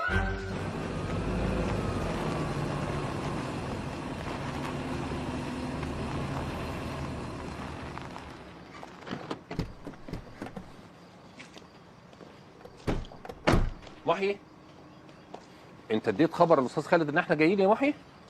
لا يا فندم، هو الموضوع حصل بسرعه ما لحقتش. هو ايه اللي حصل بسرعه يا ابني؟ هي خطوبه، ما يصحش نيجي للناس اول مره كده من غير ما نديلهم خبر. دي ناس محترمه يا محي. مش هم محترمين يا محي؟ محترمين يا فندم. ايه ده؟ انت سمعت اللي انا سمعته ده ولا انا متهيألي عشان مطبق بقالي 3 ايام؟ سمعت يا فندم. على الله، يلا بينا. اولا احنا اسفين اننا جينا من غير ميعاد، بس انا قبل ما ادخل في الموضوع ليا سؤال. هل احنا جينا في وقت غير مناسب؟ اطلاقا. مفيش حاجه في حاجه؟ مفيش اي حاجه يا فندم، حضرتك منورنا اساسا. بنوضب، ما تقلقش يا فندم، بنوضب. يا ترى بتوضبوا حاجه هنا عشان دماغي بس؟ ما تخافش يا فندم، ما تخافش. انا هخش في الموضوع على طول. في محاوله مننا لايجاد حل الناس ترجع لبعض، عملنا لجان في كل حته في البلد بنساعد الناس ان هم يروحوا ويردوا بعض. ماشي، احنا بقى ايه علاقتنا بالموضوع ده حضرتك؟ سوري مش واخد بالي من الجمله. احنا ايه علاقتنا بالموضوع ده؟ شوف يا دكتوره، الناس محتاجه قدوه، فانا جيت لكم النهارده على انكم طبعا زوجين تحبوا بعض. الزوج مذيع مشهور مرموق وله مصداقيه. ايه ده؟ افتكرت حاجه ضحكتني معلش. الزوجة دكتورة خبيرة في العلاقات الزوجية وبتفهم وتقدر قيمة وقدسية الجواز. بقابلني وانا بس خايف لا يكون في حاجة مهمة بتفوتني مش اكتر. الغيث بيه، سيادتك عايز مننا نعمل ايه بالظبط؟ بكرة الصبح هعدي عليكم ونروح لجنة من لجان رد المطلقين، هنصوركم ونعمل مؤتمر صحفي يتذاع في كل حتة في البلد عشان الناس يرجعوا لبعض. هنروح اللجنة نعمل ايه حضرتك؟ ترجعوا لبعض. انا هرجع له؟ ايوه. انا هرجع لدي؟ ايوه. احنا الاتنين هنرجع لبعض؟ الله، وانا كلامي مش واضح ولا ايه يا محي؟ واضح يا فندم، انا سامع كويس. ولا يكونش انتوا مش عاوزين ترجعوا لبعض. استاذ خالد، انا اللي فهمته من برنامجك ان انتوا الاتنين زي السمنه على العسل. هو خالد بيقول في البرنامج بتاعه ان احنا زي السمنه على العسل؟ مش قال كده ولا ايه يا محي؟ قال يا فندم، وقال كمان ان مفيش حاجه تقدر تبعدهم عن بعض ابدا. والله يا ملوخيه وقعتي تحت المخرطه. ممكن يا مخرطه الناس تمشي والملوخيه هتفهمك كل حاجه؟ ملوخيه ايه ومخرطه ايه؟ خدوا بالكم، انا اقدر ادور على اتنين تاني غيركم ويبقوا قدوه للناس، بس في الحاله دي يا استاذ خالد انت هتبقى بتكذب على الناس في برنامجك، وانت يا دكتوره هتبقي بتكذبي على الناس في كتابك. ثم انا اديت كلمه، انتوا هتروحوا وهتتصوروا وانا ما ارجعش في كلامي ابدا، على الاقل في الشغل. بس هو في سؤال صغير بذمتك، دي اشكال وخلق ترجع ازواج لبعضها؟ يا سيدي هو المكياج خلى حاجه؟ ثم انا معايا الخبره كلها. مش انت يا دكتوره اللي كاتبه كتاب الطلاق ليس هو الحل؟ هو حضرتك اللي اشتريت النسخه؟ لا، بكره الصبح هعدي عليكم الساعه 9 عشان نروح مع بعض اللجان. نروح فين حضرتك؟ اللجان. حلو. عشان نعمل ايه سيادتك؟ عشان ترجعوا لبعض. ايه؟ هو انا كلامي مش واضح ولا ايه يا محيي؟ استاذ خالد استاذنك تدوس بنزين شويه، انا حاسس ان احنا ما بنتحركش. احنا بنتحرك يا محيي؟ بنتحرك يا فندم. طب بنتحرك يا فندم. انا بس زي ما تقول يعني عايز استمتع بكل ثانيه في اللحظه الحلوه دي. انا رايح ارجع مراتي، انا مش مصدق. مصدقه؟ والله ما مصدقه، انا هموت من الفرح. انا مش مصدق ان انا رايح ارجع مراتي، هطير من الفرح. مش مهم احنا نصدق، المهم هو يصدق. مصدق يا فندم؟ الحقيقه مش عارف. محيي انا مصدق؟ شكلك مصدق يا فندم. انا مصدق، طلعت مصدق. مش عارف ليه يا فندم، عندي احساس ان اللجنه هتبقى زحمه ومش هنلحق. نروح بكره؟ لا هنروح دلوقتي وما تقلقش، الدنيا رايقه هناك قوي. انا مش هكذب اكتر من كده، انا ما اعرفش اروح اللجنه غير لما افطر. حته راجل في اول طريق السويس، فاكراه؟ يا جنة. فاكراه؟ فول وزبده. ولا البصل بقى ما اقولكش. انا هلف. استنى، كفاياكوا بقى، انتوا ما فطرتوش النهارده. انا بقالي اسبوع ما فطرتش. انا فطرت يا محيي؟ ما فطرناش يا فندم. ما فطرناش.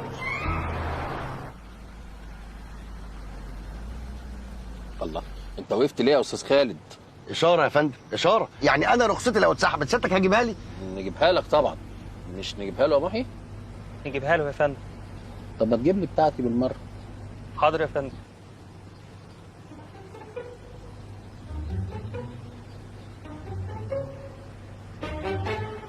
سامحنا يا رب.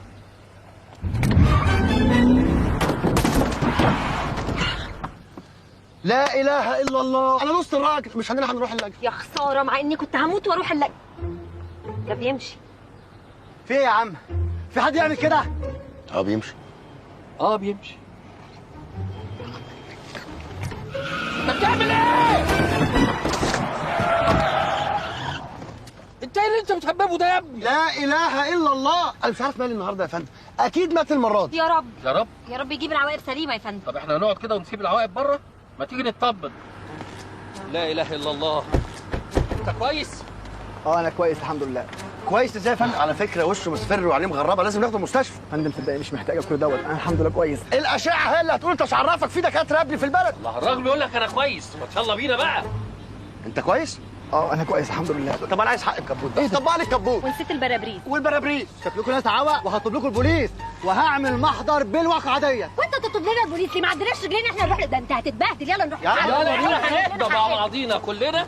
ما حصلش حاجه. حضرتك العربيه دي عربيتي والبرابريز ده بربريزي، وانا اللي خبطتك. انا لبستك. الراجل ده معايا، اتكلوا انت على الله، على اللجنه على طول، ما تصغرونيش. طبعا اكيد. لم كل حاجه. يلا نهرب. تفتكر هيرجعوا تاني؟ احنا هنستنى لما يرجعوا يا سرايا. اطلعي انت على بحري وانا هنزل على ابني ومسير الحي يتلاقى. مسير الحي يتلاقى يا سرايا. لو سمحت نعم يا فندم. الحمامني. الحمام ابص حضرتك هتمشي ورا الخط الاصفر ده لحد ما هتلاقي سفره، تقدر تسالي من هناك. تمام شكرا. مين دي؟ تسالني انا.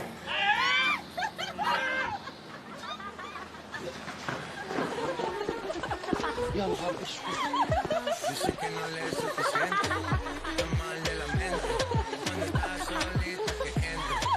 يا بابا قلبت لي البيت حريم السلطان؟ انا السلطان وتقول طعم حريم بشكل. ايه يا انكل المليطه اللي حضرتك عاملها في البيت دي؟ بس يا سوريا انت لو عاوزه تخدميني بجد بجد عاوز حاجه اشد من دي. مع حبه طقم كده من المزه هتسلطن يا بنت يا نوتي. بابا لو امي شافتك وانت في المنظر ده الله يخرب بيوتكم.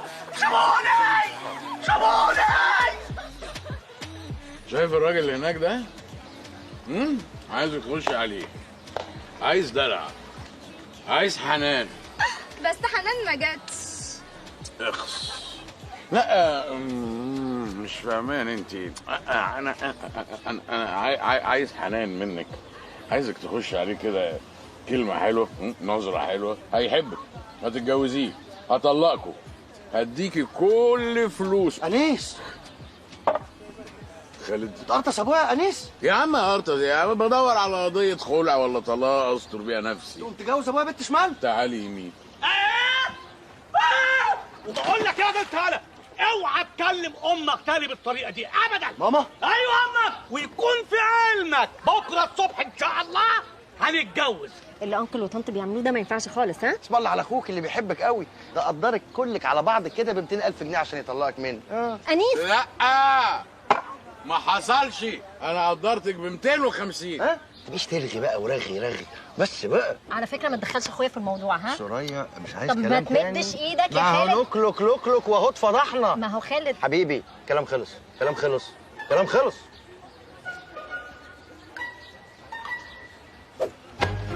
قلت لك 100 مره ما تمشيش وانا بكلمك تاني. ماشي يا سوريا.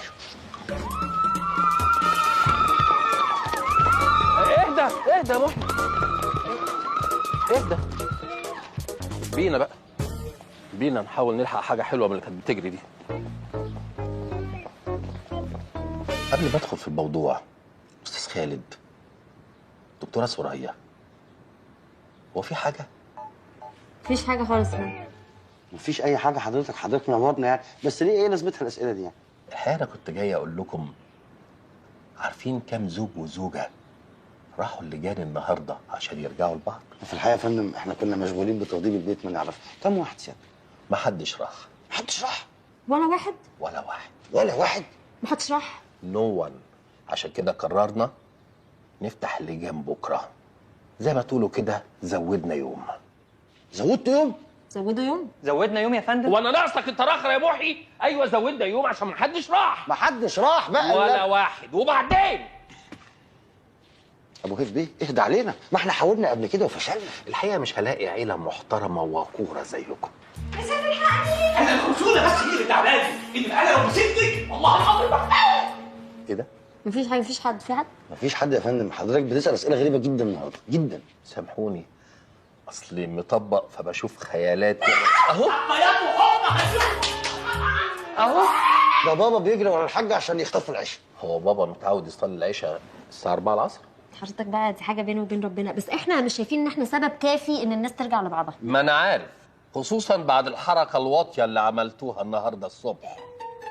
بس احنا هنعمل حوار مجتمعي كبير، وهنناقش ليه الزوجين مش طايقين بعض، مش عاوزين يرجعوا لبعض، وهنستعين بخبير. دلوقتي انا فهمت يا فندم، انتوا جايين عشان تاخدوني انا كخبيره يعني. الحقيقه لا يا دكتوره، عشان احنا مش محتاجين خبير زواج، انا محتاج خبير طلاق. وطبعا مفيش انسب من اخو حضرتك الاستاذ انيس. تعرفوش ممكن نلقاه فين؟ انا سامع سيرة طلاق. اوه سوري. مساء الخير. انيس الببلاوي، محامي طلاق. استاذ خالد، هو ليه كل اللي بيجي من الناحيه دي بيبقى بالاندروير؟ استاذنك وانا ينفع اجرب؟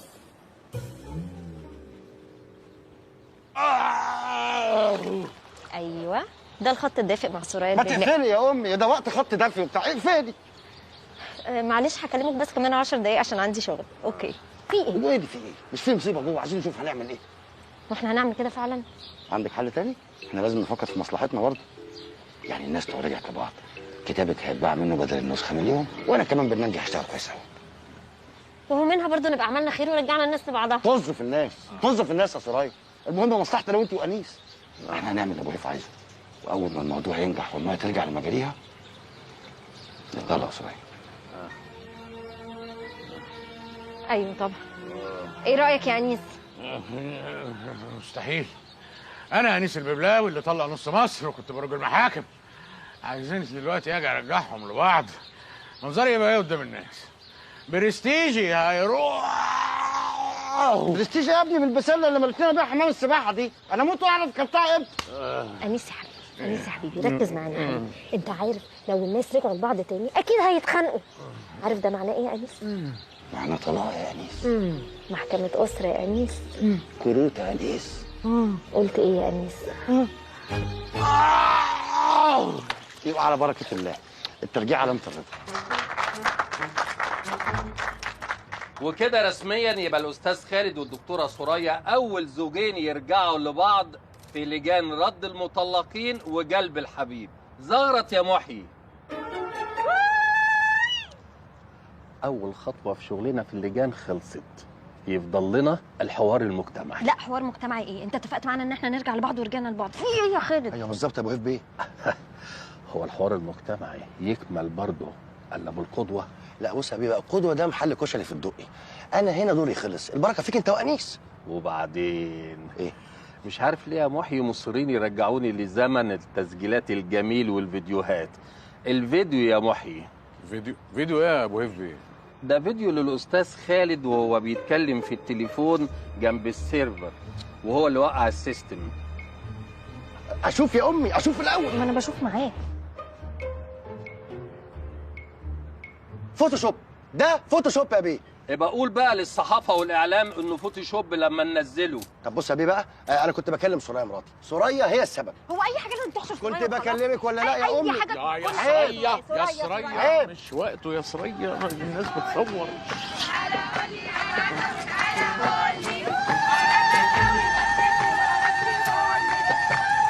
بس يا ولادي وهي، بس يا ولية. السلام عليكم. هي اللجنة دي بتودي مطلقات بس ولا ممكن تجوز عادي؟ يا نهار اسود، بحناسي. مش ممكن، خالد باشا، والله انت ابن حلال. تعرفوا؟ طب بينا. ايه الصدف السعيدة ده يا خالد باشا؟ والله ما انا سايبك النهارده غير لما تشهد على الجوازة. شهدوا على جريمة قتلك قريب يا بعيد. طب ما تيجي تشهد انت. يا ابني انا ايه؟ انا محامي طلاق، لو شهدت على عقد جواز اتحرق. ما تيجي انا اجوزك واصورك فيديو. تصور ليه دخلتي فيديو؟ ليه ان شاء الله؟ ناشونال جيوغرافيك. ابو هيف بيه، ابو هيف بيه، انا رايي بلاش، هتندم. يا ابني واحنا لاقيين اي بني ادم نجوزه؟ يا حضرة انت فهمتني غلط، انا اقصد اصورك في الفرح يعني. يا سلام، اذا كان كده ماشي، لا تفرح بايه في ابنك؟ لا انا اسمي ابو هيف على بعضه كده، اسمه مركز زي ابو محمد. مركز؟ طب اقول له زغروطه يا ستات. ايوه استنى بس نتفق الاول. وتعالى قول لي يا ابني عشان نتفق تعالى. يا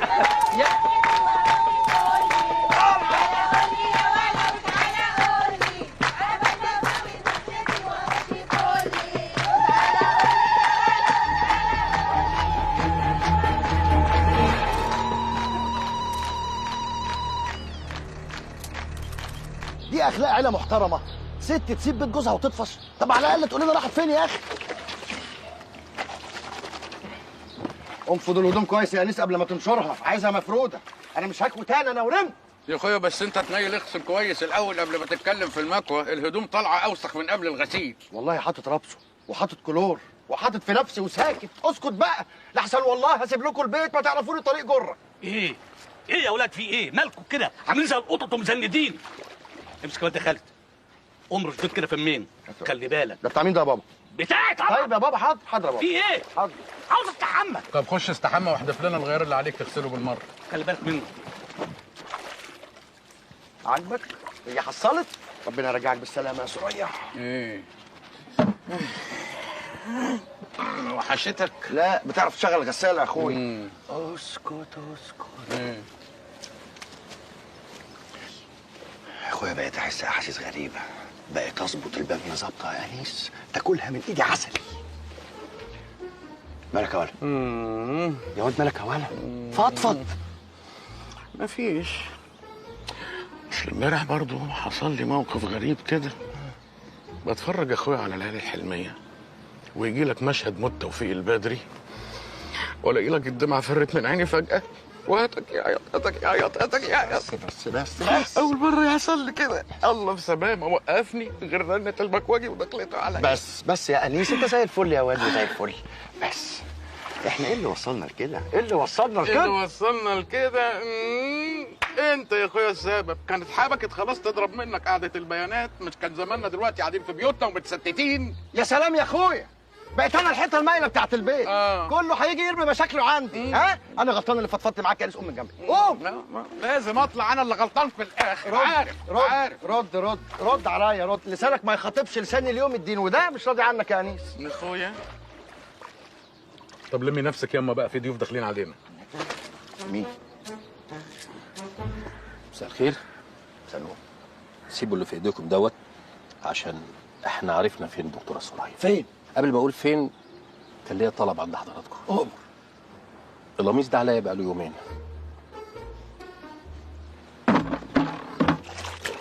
نهار اسود يعني ياما. سرايا اتخطفت. ويطلع مين السنجاب اللي خطفها ده يا ابو هبي؟ راجل مجرم يا استاذ خالد، مثبت بلده كلها. قال ايه؟ مراته سابته ومش عايزه ترجع له. الله. طب وسرايا دخلها ايه يا اخويا؟ يا ما اعرفش. هل الدكتوره سرايا تعرفه هو؟ تعرف مراته؟ هي مراته اسمها ايه؟ اسم ملزق كده. سحر التجلي، وعد التأني، جون الترجي، حاجه في السكه دي. همس التمني؟ همس التمني. هي همس التمني طلعت ست؟ معرفش دي ست ولا محل عصافير. طب ويا اخويا مستني ايه بالعنطزه دي؟ ما تبعت قوه تنقذها. خلاص مستني جوز الولايه دول هم اللي يروحوا ينقذوها؟ لا انا مستني القميص. للاسف يا فندم انا مش هقدر ابعت قوات. المشكله لازم تتحل من جوه. انتوا اللي لازم تروحوا.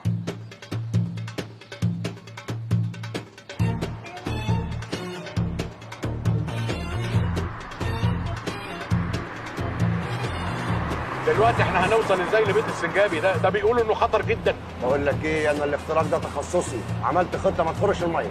ايه بقى الخطه دي ان شاء الله؟ يعني نوقف اي واحد ماشي في الشارع وهنساله عادي في بيت السنجاب، مفيش حاجه. ياه تصدق ما جاتش على بالي ابدا. اهم حاجه احنا اتنين سياح، انا جاك وانت هنا. عشت الاسامي يا سيدي. وتهنا واحنا بنعمل سفاري. سفاري ايه اللي في النيل ده؟ يا سيدي بنصطاد تماسيح. تماسيح؟ ياه تصدق دي كمان ما جاتش على بالي. لا بقى ده انت جاي تستغرب مش جاي تنقذ اختك. ربنا يستر.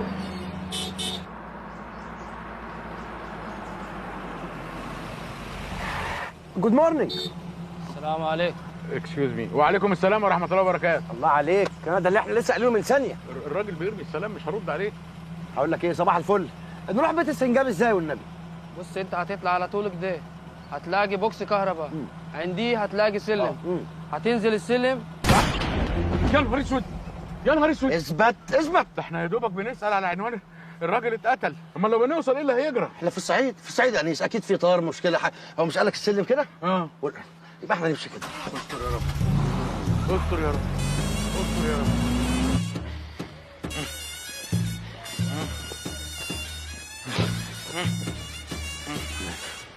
ايوه امي، ايه اخبارك؟ واخبار ابوي؟ بقول لك يا باشا والنبي سلمي لي على اتفضل.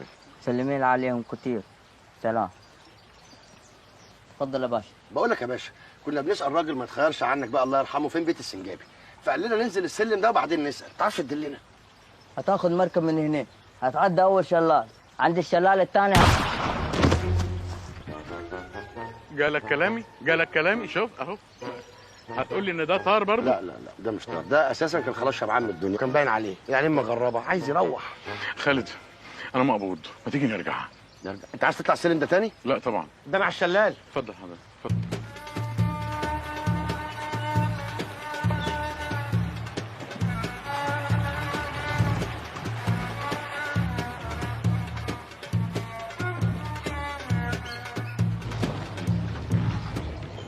بني ادم اهو.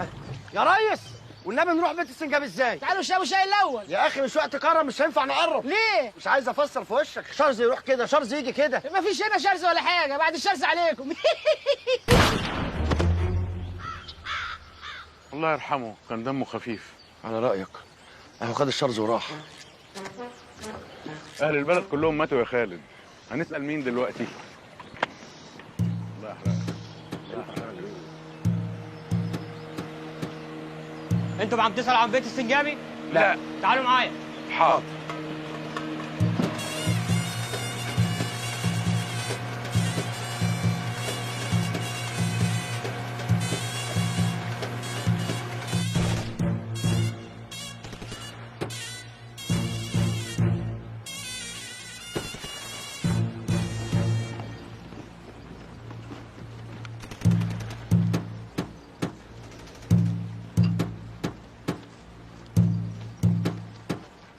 هاي مستر سنجابي، ذيس جاك وده هنري. اهلا يا استاذ خالد.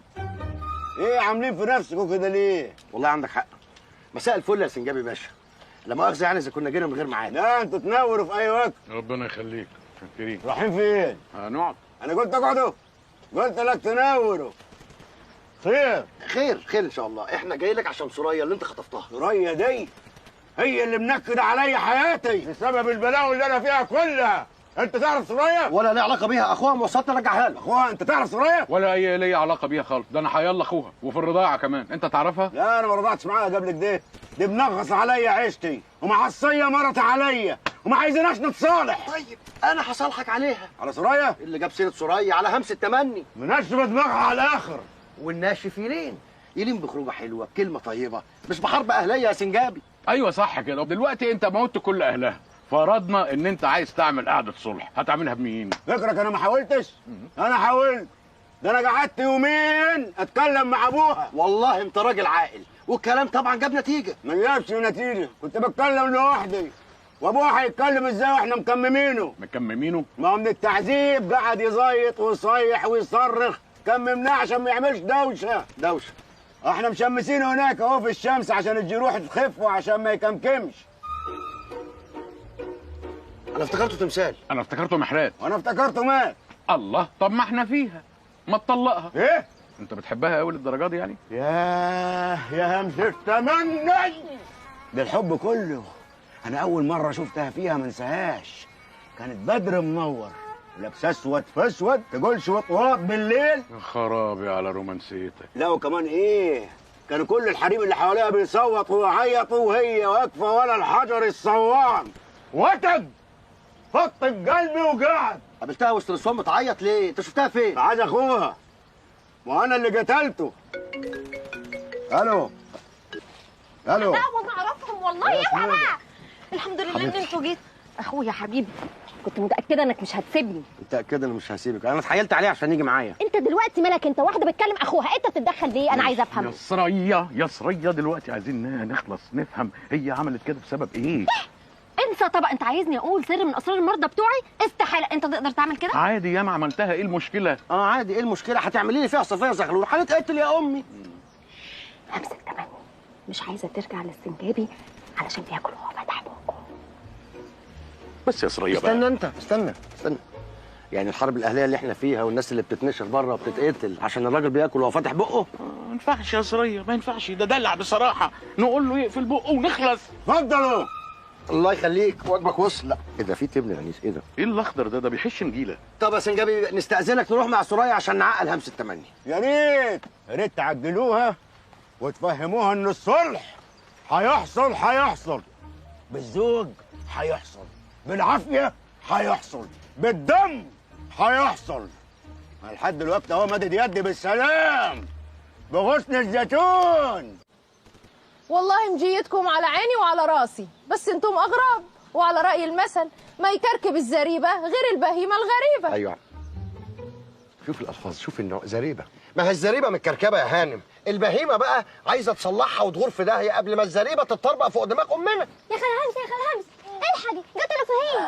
كم مما فيش ما بيننا. فهيم يا ولد عزة. والواطي اخدوا منا. فهيم يا ولد عزة. يا حبيب سعاد ومنا. فهيم يا ولد عزة. هم بيصوتوا ولا بيشجعوه؟ اللي انا مستغربه ازاي فهيم ولد عزه ليه التراس؟ بقول لك ايه يا مدام همسه، صدقيني احنا مش جايين نتدخل في خصوصياتك، احنا جايين بس عايزين نرجع الميه لمجاريها. دلوقتي سنجاب ده راجل مش هيقفل بقه من الاخر كده، ده اصلا بيجيب نجيله، واخده بال حضرتك؟ فالحل مش هيبقى من عنده، الحل لازم يبقى من عندك انت يا ست الكل. من عندي كيف يعني؟ الله، قلت كيف يعني؟ ما تطبخلوش الاكل اللي هياكله وهو فاتح بقه. ما انا طفحه ايه؟ طفحيه جيلي، هيتزلط من غير ما يتف في وش امنا. يا خلهمس يا خلهمس، الحاج جت رسالين. كم من ما فيش ما بيننا. يا سليم يا ولد عزة، والواطي اخذوا منا. يا سليم يا ولد عزة، يا حبيب سعد ومنا. يا سليم يا ولد عزة. انا اللي هيجنني اي حد يموت الاغنيه شغاله معاه، ازاي ما اعرفش؟ لا انا اللي هيموتني ان هم ولاد عزه، مين سعاد ومنى؟ يا سرية يا سرية، مش وقته دلوقتي، خلينا نخلص. واخده بال حضرتك يا مدام يا همسه؟ خلهمس يا خلهمس، الحاج جت انت ما حدش مالي عينك. يا بنت ما تهمدي بقى، روحي اكتبي كل اللي ماتوا في ورقه وتعالي قوليهم مره واحده. يوه كنا بنقول ايه يما؟ انا ماليش صالح بالموضوع ده. وعلى راي المثل قسموا الحزن طلع الكبير كومي. قالوا لي مظلومه قلت من يومي. بصي يا همسه هانم، بعيدا عن الزريطه اللي احنا فيها دي، انا رايي ان انت تثقلي الموهبه بالدراسه. يا همس، زي ما قلت لك قبل كده، مشكلتك انت والسنجابي مش ان هو بياكل وهو فاتح بقه. انا عايزاكي تغمضي عينك. خدي نفس. انت هتنامي ما غلطيش الغماضي عيني، هنموت يلا. في ايه يا خالد؟ بشتغل دلوقتي، انت مالك انت؟ ماشي. عايزاكي تفتكري السنجابي زمان، وعايزاكي تقولي لي هو السنجابي بتاع زمان كان بياكل وهو فاتح بقه ولا وهو قافل بقه؟ اللهم صل على النبي، كان مخرطه. شفتي؟ اوقات كتيره قوي بتبقى المشكله عندنا احنا، بس احنا بنجيبها في شريك حياتنا عشان ما نطلعش نفسنا غلطانين. خراشي على حنيتك يا سرية. وعلى راي المثل، بعد الخناق والعتاب لازم نصالح السنجاب، مش كده ولا ايه؟ ها؟ حبيبتي.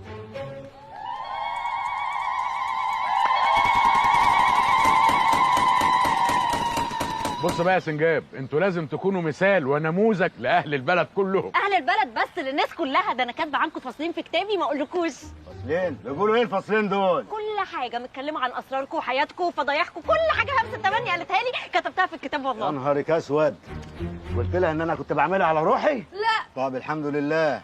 نهارك اسود، يعني انا اسراري واسرار بيتي بقت على المشاعر ده؟ والله ما حدش بيقراها. قول حاجه يا انيس. مش انا اخوها؟ ما قريتوش. ولعلمك بقى اتباع منه نسخه واحده. بهيم مين اشتراها؟ انا ما اعرفش. انا اشتريتها، انا اشتريتها. انت اللي اشتريت النسخه بتاعتي؟ ايوه قرأت كلمه ولا كلمه.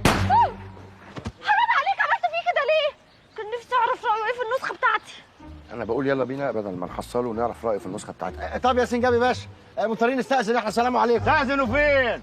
محدش هيمشي من هنا. سناري خدهم على جوه. استنى يا سناري، والله العظيم ما في داعي للعزومه يا سجنبي. انا عارف انه بيت كرم. كرم مين؟ انت راخر. كرم لسه متدقلك قدامنا.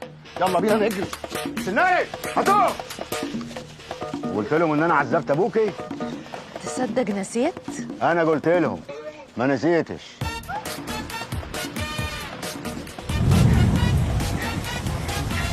يلا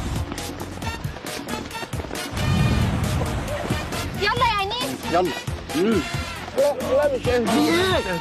مش مشكله يا ولاد، مش مشكله. انا هنزل اشبك لك يا انيس. ولما انت تشبك لي يا خالد، انت مين يشبك لك يا ابني؟ يلا يا ولاد. لا يا عينيس. طيروا انتوا. لا يا عينيس. طيروا انتوا. لا يا عينيس. ما تخافوش عليا. مع السلامه. لا يا عينيس. مع السلامه يا انيس.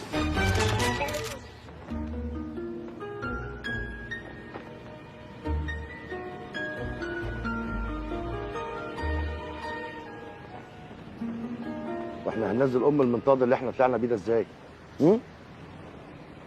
سوريا، ما تخافيش على انيس، اخوك يسلك في اي حاجه. لا ما انا عارفه، انا مش قلقانه عليه. فاكر اخر مره ركبنا المنطاد ده يا خالد؟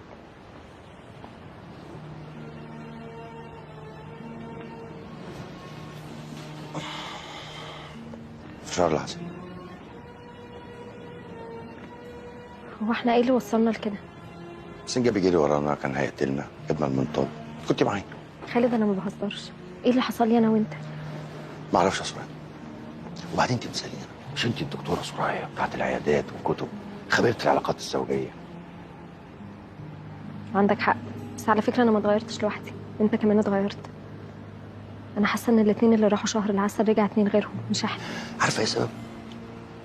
ان اللي سافر احنا زي ما انت بتقولي، بس اللي رجع انت وانا.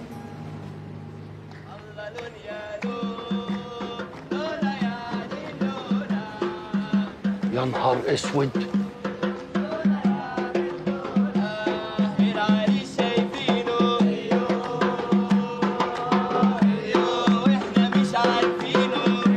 ده البهنسي؟ هو واقف يا جدع انت هو المزيكا. عامل ايه يا خالد باشا؟ وحشني. حارس، هو انا اسيب لك الارض تطلع لي السما؟ يا باشا احنا ما ينفعش نتقابل صدفه كده كل مره، لازم ناخد نمر بعض. مبروك يا عروسه. وانت رقم كام بقى ان شاء الله؟ اللي بتبص لي ليه؟ الجدع بيحب يهرج. ما تسمعونا زغروطه بقى. بقول لك ما تعرفش البتاع ده بينزل ازاي؟ سهله وبسيطه يا خالد باشا اهو. مفيش وقت عشان اشتمك. الله يحرقك يا بهنسي، دعوه من واحد متعلق في الهوا. ما لحقتش اديله النمره. دي واقفه ارفع الله لول يا لول يلا.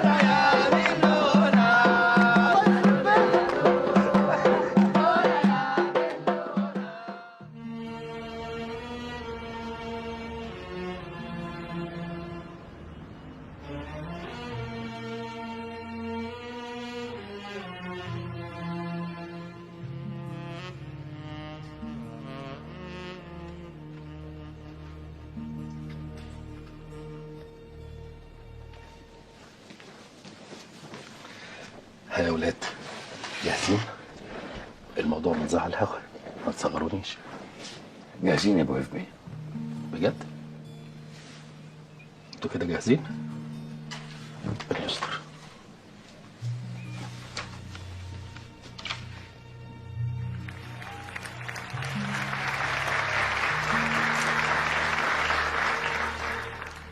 أعزائي الحضور، تحت شعار خليكم محضر خير والصلح خير، واللي عنده كلمة حلوة يقولها واللي ما عندوش ينقطنا بسكاته، نحب نبدأ أحداث الحوار المجتمعي النهاردة للصلح بين المطلقين.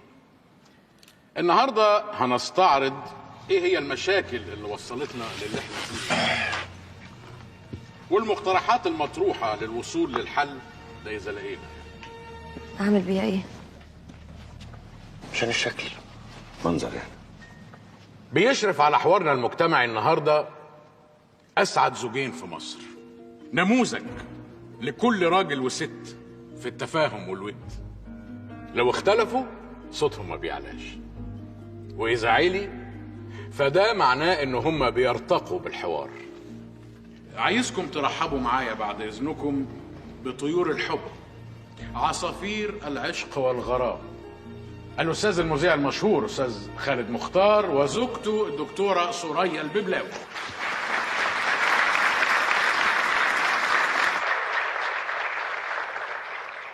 وأخيرا أنيس الببلاوي محامي طلاق والطلاق انطلاق. في الفترة اللي فاتت احنا عملنا حصر للأسباب والنهاردة هنناقشها. أستأذنكم محيي ممكن تدخل الأسباب لو سمحت. وين ده المحي هنا؟ لا ليه؟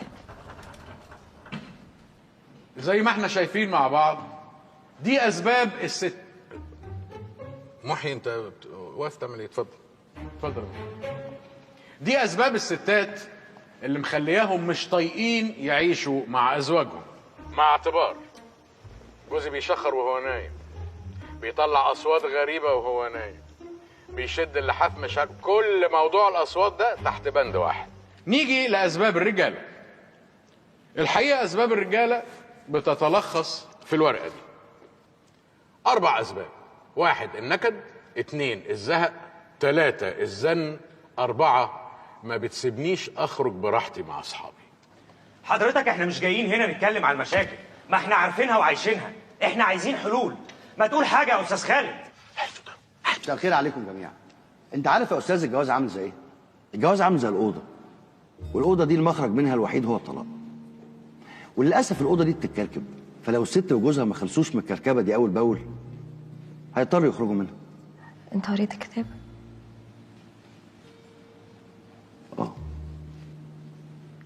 طب معلش، الكركبه دي بقى يا استاذ خالد تتروق ازاي عدم لا مؤاخذه؟ للأسف يا أستاذ أنا ما عنديش إجابة للسؤال ده، بس لحسن حظكم ان الست اللي انا متجوزها عندها الاجابه.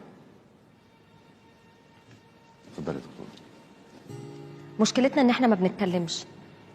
بنتكلم عن العيال والبيت والمصاريف وبننسى نتكلم عن الحاجات اللي مضايقانا بجد. بالظبط. اللي اهم من الكلام السمع، لان ايه فائده الكلام من غير سمع؟ زي البلغه اللي قاعد بيتكلم وانا بشرح، من صباحيه ربنا صوت اتذبح. ده بلغه. خلاص يا خالد زي كده ما خالد بيقول بالظبط. يعني احنا بنسمع بعض وبنقدر بعض، وعشان كده هتلاقونا اسعد زوجين. باردون، انا عايزه اقول كلمه. حضرتك يا استاذ خالد، انت والمدام جايين تفهمونا ان انتوا حليتوا كل مشاكلكم وعايزيننا نعمل زيكم، بس انتوا ناس كدابين. مين دول اللي كدابين؟ ما تحترمي نفسك. الله اكبر. ايه يا خالد، انت مش سامع هي بتقول ايه؟ صلي على النبي، صلي على النبي. ايوه كدابين، ويمكن جوازاتكم افشل من الجوازات اللي حوالينا. وحضرتك بقى بتقولي كده على اساس ايه ان شاء الله؟ على اساس لما قررت ابوظ الدايت يوم الثلاث كان نفسي اكل حواوشي، وللاسف طلبت الهوت لاين بتاع الدكتوره سوريا بالغلط، وسمعت اللي انا هسمعه لكم دلوقتي. نسمعه كلنا بقى كده مع بعض. ايوه ده الخط الدافئ مع سوريا. اقفلي سوريا مين؟ مش وقته، اقفلي. طب بعد اذنك بس 10 دقايق بالظبط عشان جالي شغل، هرجع اكلمك. شكرا. في ايه؟ هو ايه اللي في ايه؟ مش في مصيبه جوه، عايزين نشوف هنعمل ايه. واحنا هنعمل كده فعلا؟ احنا لازم نفكر في مصلحتنا برضه. يعني الناس لو رجعت لبعض كتابك هيتباع منه بدل النسخه مليون، وانا كمان برنامجي هيشتغل كويس قوي. وهو منها برضه نبقى عملنا خير ورجعنا الناس لبعضها. اهو الكلام واضح، احنا كل همنا الناس. طز في الناس يا سرايا. المهم مصلحتنا انا وانت وانيس. كفايه بقى تضحكوا على الناس وتخدعوهم وتكذبوا عليهم، كفايه. وانتوا قاعدين بتعملوا ايه؟ يلا قوموا.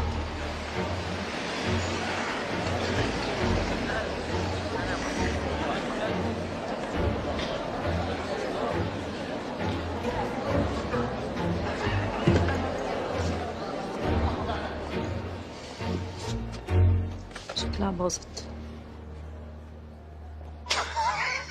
بتضحك عليا. من الواضح ان احنا بوظنا حياه الناس، مش حياتنا احنا لوحدنا.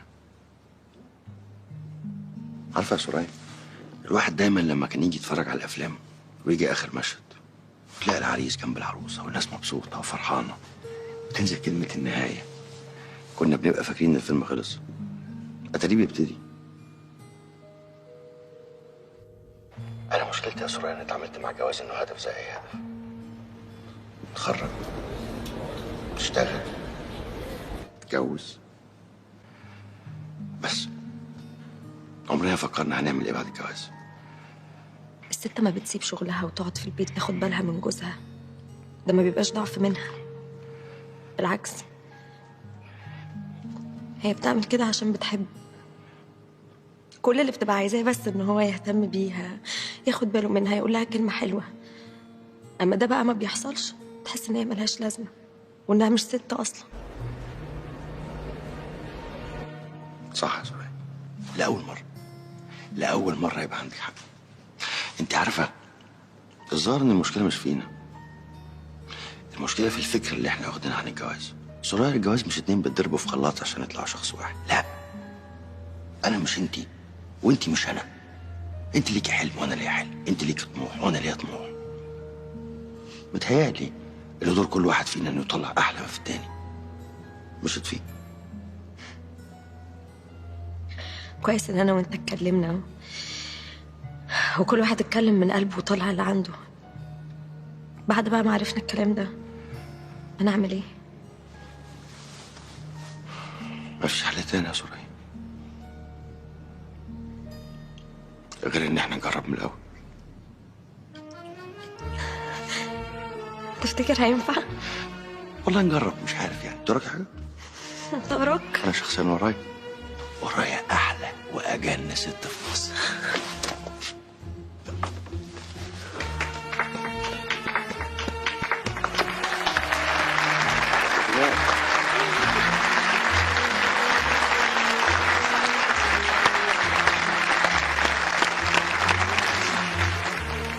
انا كنت متاكد انكم مش هتتطلقوا.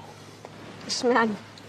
اقول لك على حاجه، الناس اللي بيجوا لي المكتب علشان يطلقوا نوعين، نوع متجوزين عشان عايزين يبقوا متجوزين، والنوع التاني علشان بيحبوا بعض. الجماعه اللي بيحبوا بعض دول بقى انا مش باخد قضاياهم، لانهم بيضيعوا وقتي على الفاضي زيكم كده. بس كويس ان انا اطمنت عليكم. عموما للاحتياط برضو خلي الكارت معاكم، ده عليه خصم 15%. هترجع تطلق في الناس تاني يا انيس؟ طول ما في جواز طول ما في طلاق، وطول ما في طلاق يبقى في انيس. بدوي اكرتهم بالمذهب. انيس الببلاوي محامي طلاق، خصم 15% على حامل الكارت. انيس الببلاوي محامي طلاق، 15% على حامل الكارت. قولي لي اللبس متظبط؟ خلي بالك ده زعيم ميليشيا، ممكن نروح في 60 داهيه. يا خالد انا بقيت زميلتك في البرنامج، يعني المفروض تثق فيا اكتر من كده شويه. وبعدين ما هي فكرتك ان احنا نعمل حلقه عن تهريب الاثار. هتسيح لنا. وبعدين قلت لك ما تجيش معايا وانت حامل. لما طفل يشوف امه بالمنظر ده يكمل بقيه حياته ازاي؟ ها؟ يا سلام، على اساس ان انت لابس مهندس. ايه اللي انت لابسه وايه الحسنه دي؟ دي الكاميرا. يا راجل والله. بص إيه ده؟ الله الله الله.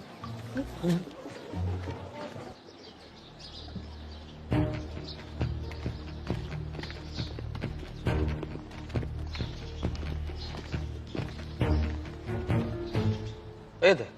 انتوا جايين تتاجروا في الاثار ولا جايين تافطروا؟ احنا جايين نتاجر في الاثار يا باشا. اتفضل.